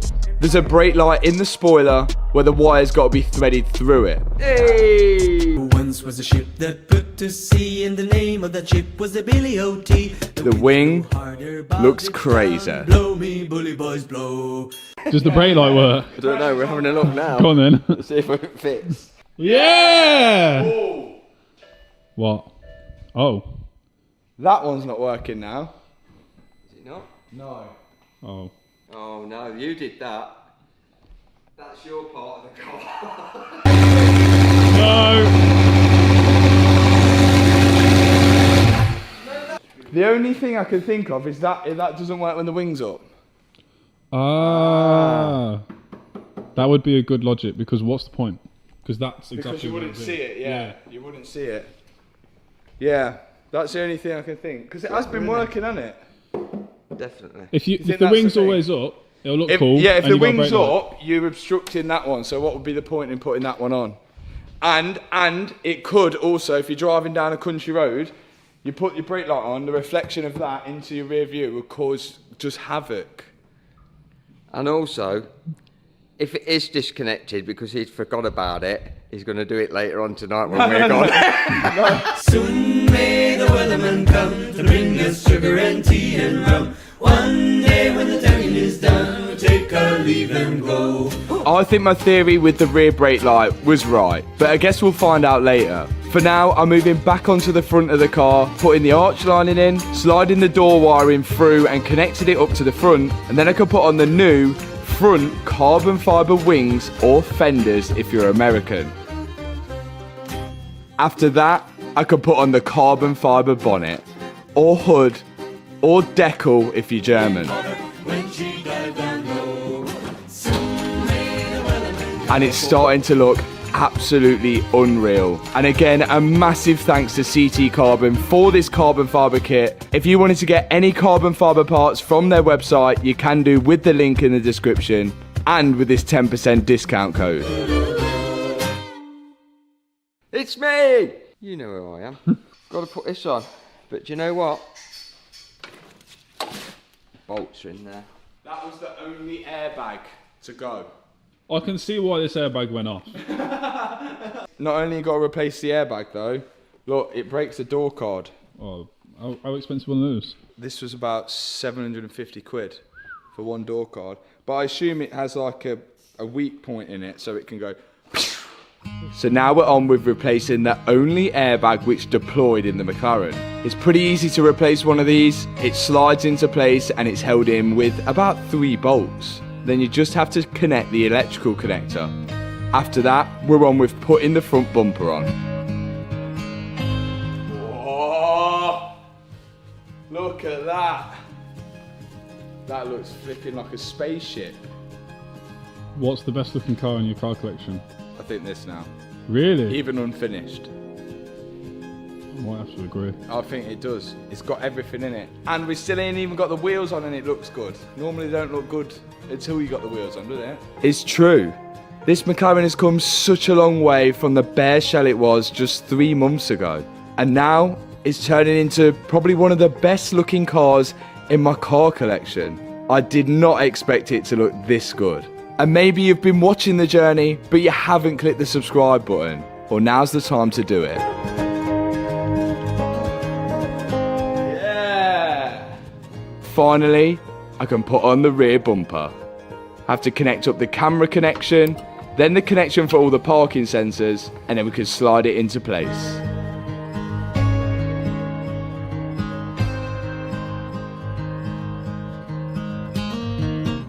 Okay, I can put some bolts in that now. And then the diffuser will go on the back. Let's have a look. Oh! That looks so good. I think when you put the diffuser on, it's going to look next level. Yeah. No diffuser. Wait till the diffuser goes on. It's absolutely F1. You want to see it, Anna? It's dragging on the floor. I don't think I've ever seen a diffuser so big either. Here's the diffuser. And it is absolutely massive. It's almost like an F1 car's diffuser. Look at that! It looks like someone's put a race diffuser on it. Oh wow. Wow. That is massive. Look at the rear diffuser, Hannah, what do you think? Yeah, that looks good. That looks savage, doesn't it? Yeah.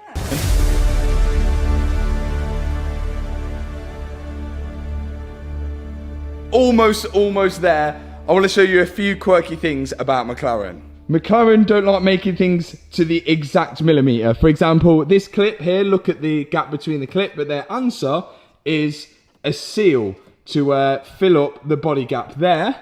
And not only is it their answer there, it's also, check out this huge gap here. We thought that is definitely not right, but guess what? McLaren decided quite nicely to fill it up with a huge bit of like seal here, which again has got to stick to it, so the panel gap doesn't have to be perfect because a seal fits in there, which is, again, it's kind of good for us who like building it. I like it, it's cool, but I mean, you probably just wouldn't expect it. Now onto the rest of the CT carbon kit, starting off with the side skirts. Now normally I would bolt side skirts to the body of the car, but because these side skirts actually fit to the door, if you lifted the door up you'd see the bolts underneath. So instead I'm just going to bond these to the bottom of the door. Ready? That way I think it'll give a cleaner finish when the door's up and you won't see those exposed bolts. But we've only got one chance to get this right and fit it in the correct position, so we've got to get it perfect.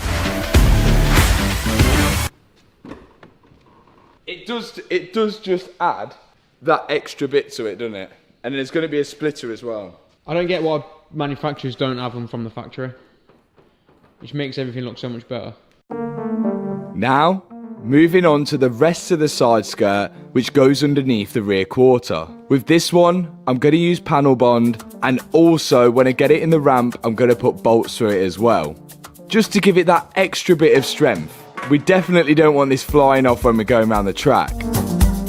I'm just placing the side skirt into position, then using a jack to hold it into place and let it set overnight. And the next morning, I got it up in the ramp so I can continue finishing the build off. It's all the little bits now, but they're vital, like the headlights, which slide in from the back, and after that, the arch linings. This car needs to be perfect before it goes to inspection, because to permanently import a car into the UK, everything will be checked to make sure it's safe for the UK roads. So there's no cutting corners with this. And there's all of the underneath in place.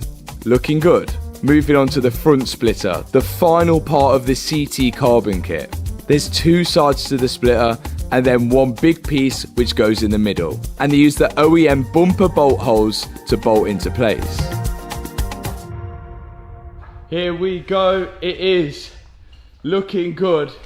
We're almost there. There's still some little final touches that we need to do, like sticking on all of these McLaren seals behind the wing and everything, which is going to be very, very time consuming, and we need to make sure we do that. But we need wheels.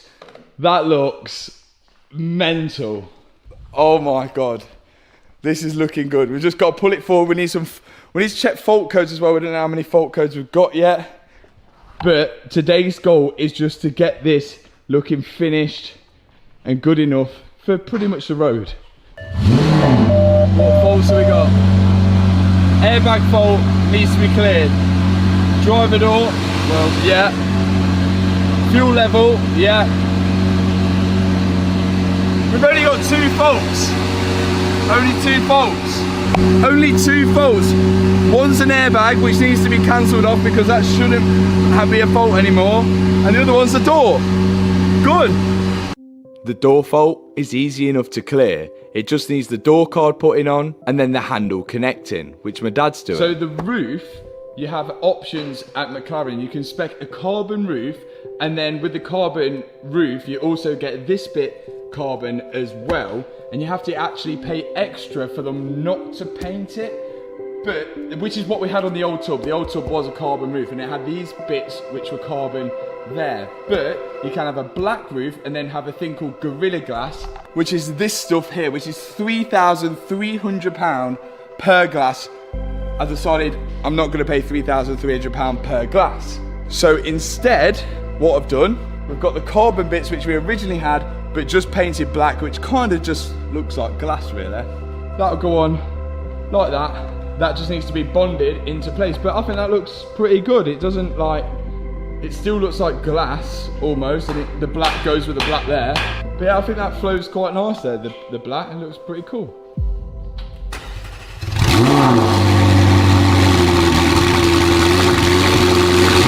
But now it's just about time we could finally drive this McLaren out. To Wheel Mania, the home of wheel refurbs and of course brand new alloys. This is really going to top the build off. 25 to 10 and we're at Wheel Mania. Now the car is still not registered in the UK. We cannot drive it, hence why it's come on the trailer. But that's not going to stop us getting wheels. We've come here to get some insane wheels which we've designed, but we've got to get it off the trailer first, which is an ordeal. Yeah, it's going up. Don't say slow, because slow sounds like go. Keep going. No, I think you're alright, keep going.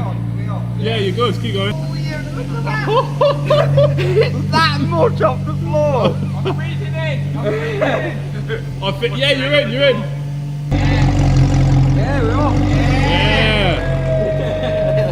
Oh. This is where we come to finish and top off the builds. Well, it's not quite finished, but it's going to look a lot better than what it did, definitely at the start of the video. We need to go see the wheels first. I got it like that. Baby, I'm a big deal, I got it like that. I did it again, who told you that I was finished? Fresh off the plane with a new mani-pedi. My hair stay laid and you know I get paid. Oh, they are crazy. They are definitely out there. Wow. Wow. Look at, this is completely off the scale of what we've ever designed before, completely custom made. The white thing's removable, so if you do curb it, you can do both. I won't curb it. Leo might. Leo might. You're not driving this car. No. So 20 inch on the front, 21 inch on the rear. This car is going to be nuts with these on. I was born, I've been a big deal. So this is it. The new wheels which we designed have come to life. Now I know these aren't the usual wheels you'd probably expect on a McLaren, but I'd say neither's the colour. I wanted to build something that is personal to me, and that's exactly what these wheels and the colour does. So yeah, I already know we're going to get some people which like it and some people which don't. One of a kind wheels. I know there's going to be 50-50 in the comments on this one, with the carbon kit, with these wheels as well, but there is not another 720S which looks like this. I can tell you that for free. So thanks so much, Wheelmania. Again, if you need wheels, links in the description, WhatsApp numbers there, WhatsApp them. But I think we need to have a word with Richard Hammond now. What a car this has turned out to be. I never expected it to look this good. It is truly one of a kind. And you never would have thought it from the state that we picked it up. It almost seemed the impossible build, especially having to change over the whole tub, the whole wiring and every single nut and bolt on the car. This one is one I'll remember forever and one I'll keep forever. But I just couldn't resist not taking it for a little drive on the private road before we left, which is where it all went wrong.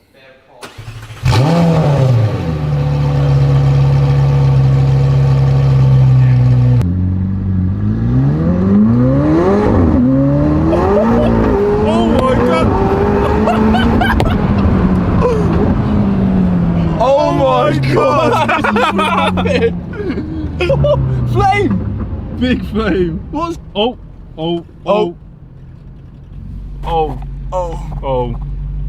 Engine very bad. Oh no, it's on fire! Are we on fire? We're on fire. Oh no. No, and it's coming out the exhaust. That's always good. God, there was a lot of smoke. Do you know the flame? It looked like it was on fire. It was shut. Oh, engine very bad. Oh no. That's not good. Oh, we're in. Oh my god, look at the smoke. Engine system fault, call McLaren. Oh my god. No, it won't, gone. it don't move. It's just gone. It's gone. Oh.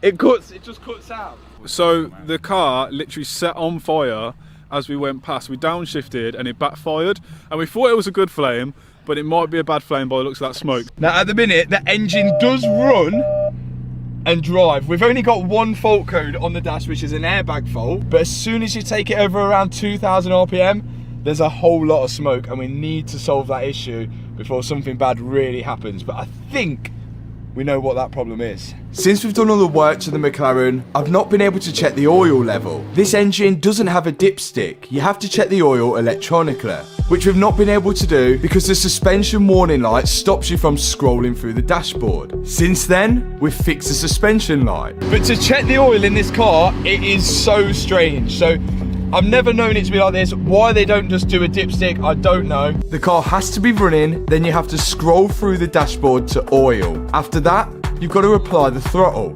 My foot's flat on the throttle. It's gonna hold it at 2,000 RPM for 120 seconds with potentially too much oil in it. But before that, the engine's got to get to 90 degrees centigrade. Then it will start counting down from 120 seconds. 18 seconds remaining. 15 seconds remaining, come on. There we go. All of that to say it's overfilled. Is that our problem? I don't know, but it's given us something to do at least. If an engine is overfilled with oil, the oil will naturally find its way out somewhere, sometimes overpressurizing and finding its way into the combustion chamber, causing a lot of smoke. The intake, which is not supposed to have oil in it, is leaking oil. Now it could be the turbo oil seals, but bearing in mind the dashboard says that the oil is overfilled, I'm going to drain some out of the engine and then go measure it all again, and hopefully it is just overfilled. We've took out a random amount of oil, so we assume now that when we start the car, if it's too low it will tell us straight away, rather than sitting at the 2,000 RPM for 2 minutes on low oil. But we'll find out. And we still don't even know whether this is going to solve the smoking issue. Okay. It looks like we're going to have to do the same procedure again to measure it. It doesn't. There's no warning light saying it's too low, so we'll wait for it to warm. Oh, is it overfilled? Too low. Oh, too low. So you do all that, and then it says too low. Why didn't it just tell me when I started the car? So now we've got to add more oil to the engine. And if you look at the diagram on the screen, it looks like we've got to add a fair bit.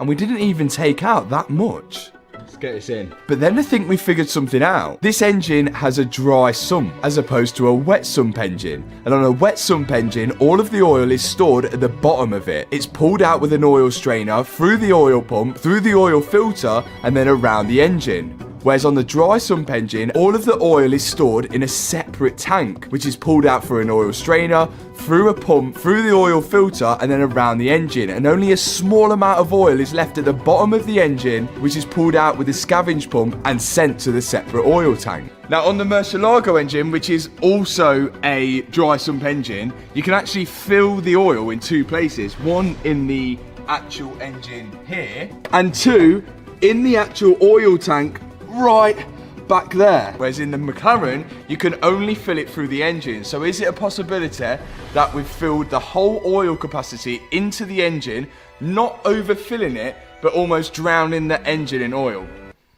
I think we were supposed to add oil, let it run round the engine for a bit, and then top it up again afterwards. Hey! In the middle. Exactly in the middle. Whether that solves the smoking issue, I don't know. I guess we're gonna have to find out. And there's one place I can think of where we can find out whether it's still smoking. Now, a lot of you have been asking, how much has the total build cost so far? Enter the school of finances. The McLaren, £60,000. Tub, £5,000. Parts. There were a lot of parts, and I think we did well on the ones that we bought. Total build cost so far of £89,115.35p. And if my research is correct, that makes it the cheapest McLaren 720S in the whole country. But now, it's time for the dyno. Let's hope it holds out. So, plan is, because we can't take it out on the road just yet, it's not registered in the UK, we do a dyno run this time. Run it all through the gears on the dyno. If we get the all clear, we're gonna tune it. But this turned out to be a big ask for the McLaren, because yet again, we had problems. Well, in true McLaren fashion, the car has well and truly died. To run on the dyno, one, we had to take the diffuser off so it could be strapped down. And then two, it needs to be plugged in so it can go in dyno mode so the car knows it's on the dyno. And as we did that, I think the car turned off midway through. And now, when you try to start it, well, let me show you what happens. It was completely dead. We had battery charge, we even had a charger on it, but nope, nothing happened when we tried to start it. It is fully dead. And we've been on this for hours now, so our only option is to take this to McLaren. Maybe this was self-inflicted. Maybe I should have just left it as it was. Not only did it not turn on, the windows didn't go up anymore, the handbrake didn't work, but the ignition would come on. It's like all the electrics in the car had fully decided to give up. We actually planned to take it to McLaren in this video, but not for this reason.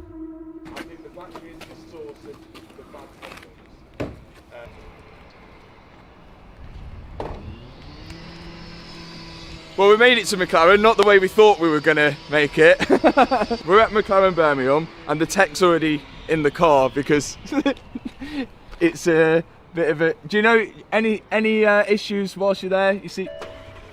Yeah. It may be immobilised because that is pulsing, so we might be okay. It might be a mobiliser issue. Oh. Okay. A mobiliser for some unknown reason. If it's a mobiliser, what would that would that just need like It's resyncing the security body controller, the gearbox control unit, and the engine control unit. And is that an easy job? It takes about 15 minutes if it goes through smoothly, but sometimes you just have to do it over and over again if they've got confused. Right. Yeah. Okay, fingers crossed it's that, we'll see. Not how I expected the day to go. But we're definitely in the right place to solve it. I'm just worried that This is going to get very expensive. So today we've got Simon on the channel now. McLaren Tech has been for how many years? 13 years. 13 years, so we've got the right guy on the job. First thing Simon's going to do is get a battery charger on the car. Seeing that most of the faults are all electrical, we want to make sure the battery is fully charged to eliminate that the battery is the fault. Then he's going to get the McLaren scanner tool on it to see if there's any issues. So it is a mobiliser code on the ECM, and it is reading, which is good, so it's awake, it's talking. Okay. But it's just confused. And the code we were getting was a fault with the immobiliser. It's 3 ECUs, isn't there? 3 ECUs, yeah. Engine ECU, body ECU, and transmission ECU, correct?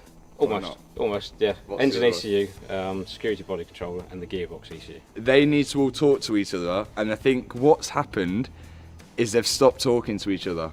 So we need them to speak the same language again, and we get it going.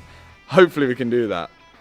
Hopefully. So what I've learned is there's 3 control units. Engine control unit, which is in charge of all the electrics on the engine. Transmission control unit, which is in charge of all the electrics on the transmission. And the security body controller, which is in charge of all the body electrics and the immobiliser. All of them talk to each other, but the problem is, mine aren't. So the windows don't work either, but apparently the door module is out of date.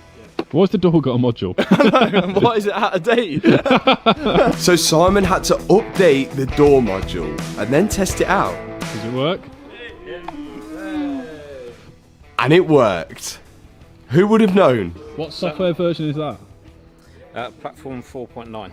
4.9? Yeah. Can't wait for version 5. The seats weren't working, so he had to update the module in the seats as well. And then he moved over to resetting the whole immobiliser control unit system, or whatever it is. Now, the car's got to sleep before we go again. How long does it take to sleep? It's just 2 minutes sleep, so just for the ECM to reset. Okay. Fingers crossed it will start. Yeah, here we go. New issue. The parking brake, or the handbrake, it's decided that it doesn't want to work anymore, and because it stopped working, the car won't lock, because when you try and lock it, it beeps the horn to tell you you've not put the parking brake on. And without us being able to lock it, the car won't fall asleep and reset itself. So we've got to get the parking brake working before anything else. It just wouldn't work. Another electrical fault. You've got the regular brake caliper and then the handbrake caliper. The regular brake caliper is hydraulically controlled with your foot. Good. The handbrake caliper is electronically controlled. Bad. You can't just do mechanical stuff to it, which is the main problem with most of these things nowadays. But with a bit of McLaren computer trickery, yes, that was working. Simon got it working. Yes! Now we can lock the car and leave it to full sleep. And once that had happened, we can try and start it. Apparently it's ready. I hope it starts. So let's go for it straight away. Do I put it? Okay. Please. Here we go. Come on, please.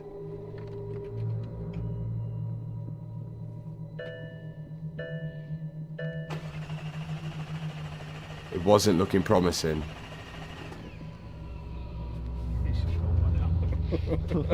He should have fired up by now. Immobiliser fault. It's still got an immobiliser fault. Yeah. Immobiliser failure. Go again. Do it again. Yeah. Oh my god. They can be a nightmare when they get like this. So you just have to go again. But what we'll have to do is next level is do all 3 in a specific sequence. So okay. Rather than just do the ECM which had the fault. Yeah. Yeah. Go again. Is it like £300 an hour here? So it didn't work. This time, Simon was going to do the whole procedure again, but in a different order, resetting and updating all of the control units, which took a lot of time. We've just heard something. Now we can show everyone. Look. Big moment. First time. Come on. It smashed it. It was a long process, but it works. There's no airbag light anymore though. No airbag light. I thought that airbag fault was going to be because of the little sensor in the door, So I bought one, ready, when he told us that it's the sensor, but apparently not. It's come off now. All it needed was some electronical stuff. What a relief. It actually runs and drives now. So we can get on with some jobs that I was originally going to take it to McLaren for, a 4-wheel alignment. The car's loaded up with weights to simulate a driver and a passenger, and then on goes the laser alignment machine. We're trying to get the alignment all in the green, and we're not far off. Yeah, you got a bit of rear steer going on there. So it's up in the air for some adjustments. We need to get this perfect because later we'll be going on track. But more of that later, because Simon's ran into another issue. How the camera adjustment works on the McLaren is you have this eccentric top hat which you can move to different positions to preset to adjust your camera. Now there should be a grub screw that locks this in place. There is, but there's only the remains of a grub screw. Yeah. So because we haven't got a head to be able to wind that screw out, we're going to have to press the whole top hat up to then try and remove what there is of the grub screw, so we can then put the top hat in and adjust it. And makes sense. Even more work on your hands.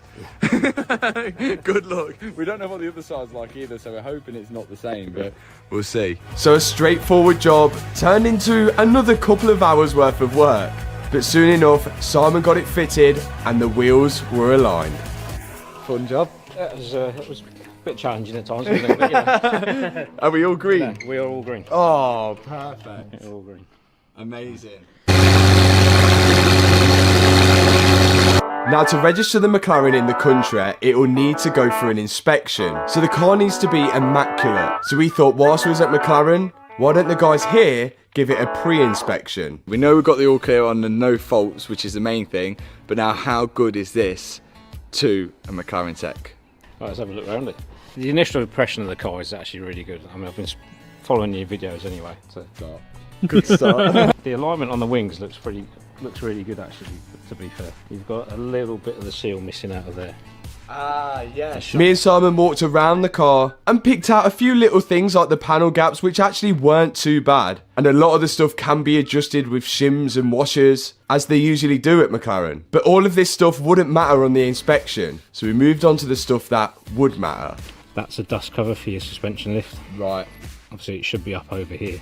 Oh, okay. It probably shows up more at the moment because we've lifted the suspension before putting the wrap links under. Just need to get it up. It'll be easy to do when you've got it out of lift. Put it up and over, cable tie around there just to keep it secure on the top. Oh, is that what holds it? You just have like a tie around it? Just stop any dirt getting into that strap. Yeah. And cause at the front, it was looking good. It was just little things like dust covers and some electrical wiring which just needed to be clipped into place. And on the other side, it was pretty much perfect, bearing in mind we'd stripped apart this whole car. Then we moved on to the back, which again looked all good. Simon checked everything which he could check before we went underneath the car. One thing I did notice when we were looking through the diffuser earlier, just on this lip on here is the cross member. So structurally, it just helps stiffen up that rear subframe. So it's a reasonably important part of the car. I mean, obviously it hasn't lost any thickness, but it has taken a bit of a whack. So at some point in the future, you might want to replace that. So still got all your heat shields, which is good. Ball joint heat shields. You'll be amazed at the amount of times I've seen those missing. Oh. There is one thing which is missing that really needs to be there. We might have to pop the arch liner off to find it.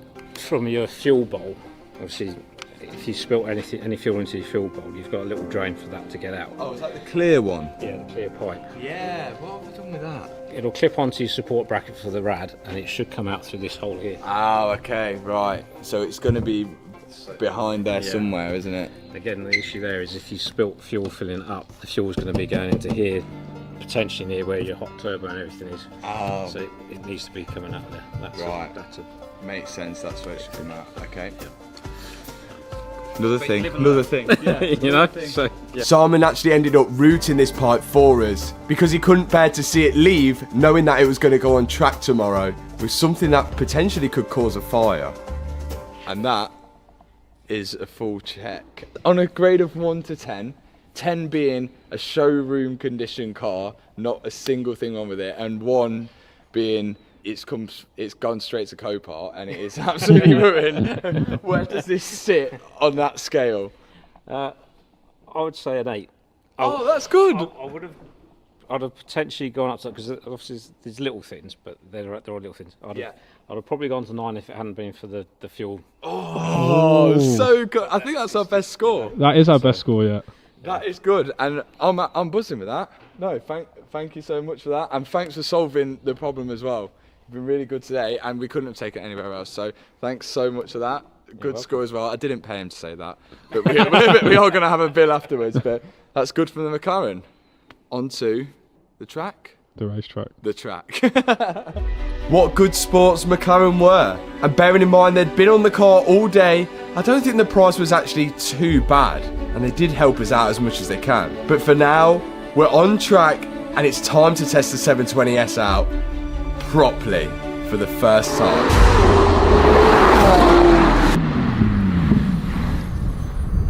The McLaren is driving amazing, but there's one reason why we've come here. Redemption for the GT3.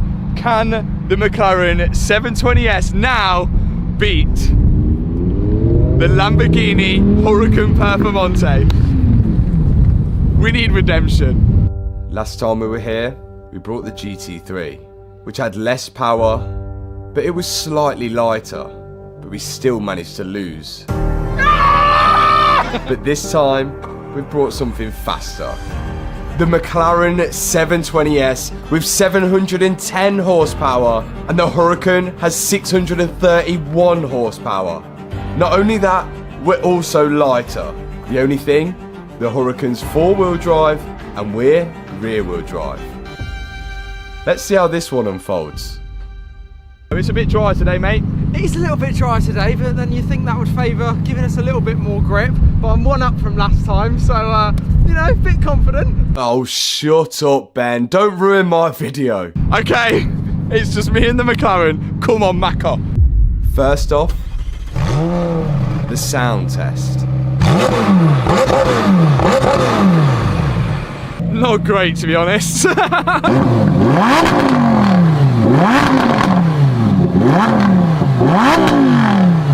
That's better. So it's going to be one full lap of T-side. Standing start with me in the McLaren going first. 3, 2, 1, go! Start. Great start from the McLaren. I'm going to try and not lift off around here. Oh, we got a bit sideways. It just looks so fast. So squirrely under brake in this car, but I absolutely love it. You have to actually drive it. Oh my god! Hit the apex. And squirrely on the brakes. On those ceramics, we're so much faster than the Porsche. All I can say is I had a McLaren and felt a bit. So. Yes, I absolutely love this car. Steady on the front, we're lighting on the back. On the brakes coming into that. On the technical section. The McLaren was a proper rocket, flying through the lap. Keep it neat, keep it neat. Pulling the back end round. Here we go. With smoke to finish. Wow, wow, wow, wow, wow, wow. Even if we lose, I'm buzzing with that. I'm buzzing. If we're not beating Ben's time, we've got to beat the Porsche time at least, surely. The Porsche, I felt like I was slow motion. This felt like I was so busy. Ben, it's up to you. It's time to see what the Lamborghini Huracan can do. 3, 2, 1, go! Ben was absolutely flying, and the Huracan looks so stable. It does get off. The pure look of concentration on Ben's face shows he was really going for it on this one. He did not want to lose. Does look good.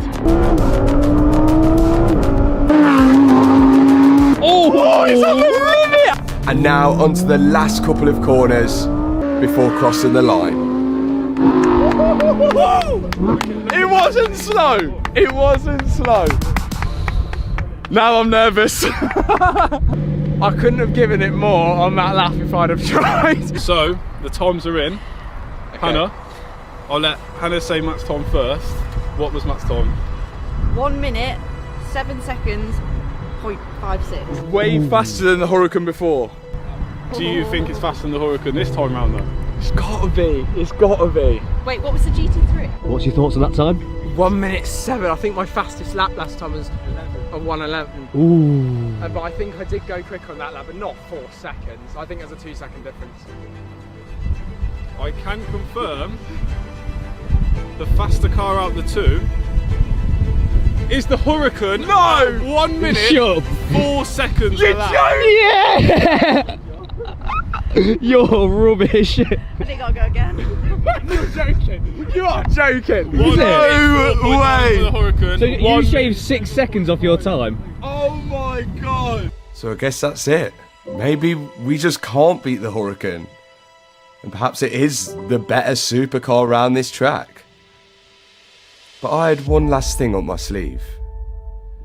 Some say, Drinks milk directly from the cow's udder. and some say, he's that fast. He got a speeding ticket leaving the womb? Maybe. We've got the stick. We have Ben Collins, formerly known as the Stig on Top Gear. If there's someone that can beat the Huracan's time, it's Ben. You'll be driving my McLaren, not that. Thank God. And I really hope that you can improve this time that I've done. I don't know, you're pretty fast. I don't know, it looks stunning. I love the wheels. Oh, it looks absolutely crazy. It drives nuts. Yeah. But I'm a little bit slower than I should be. This is it now. It's showtime. Can the Stig beat the Huracan?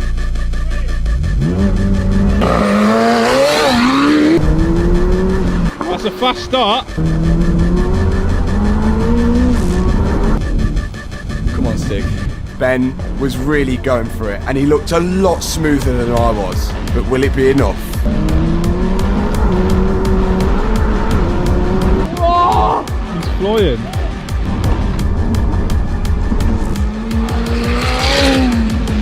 Onto the final hairpin, back onto the straight, and across the line. No, you can't see yet. You got to see like everyone else. You got to see like everyone else. Weapon. Isn't it? Every gear. Have you tuned the boost? No, it's stock. It's completely stock. It cannot be. It's time for the times. Time is 1 minute, 5 seconds, 0.6. So the Stig beat my time, but still couldn't beat the Huracan time. How is this happening? Maybe one more go.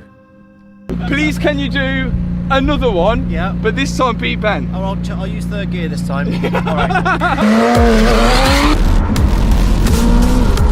Whoa!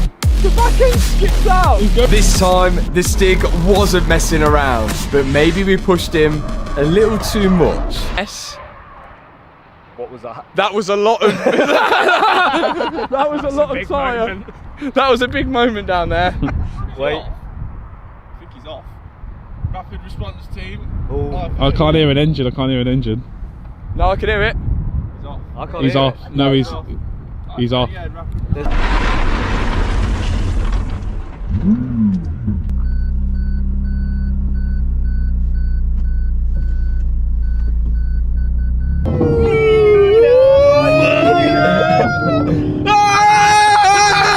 Oh, it's there, it's there. That was very bad. Very, very bad. And if it wasn't for that cheeky little camera, Matt Armstrong would never have known that I spun his beloved McLaren into the gravel. Oh, Stiggy, no. Oh god, yeah, look there, he went in the gravel.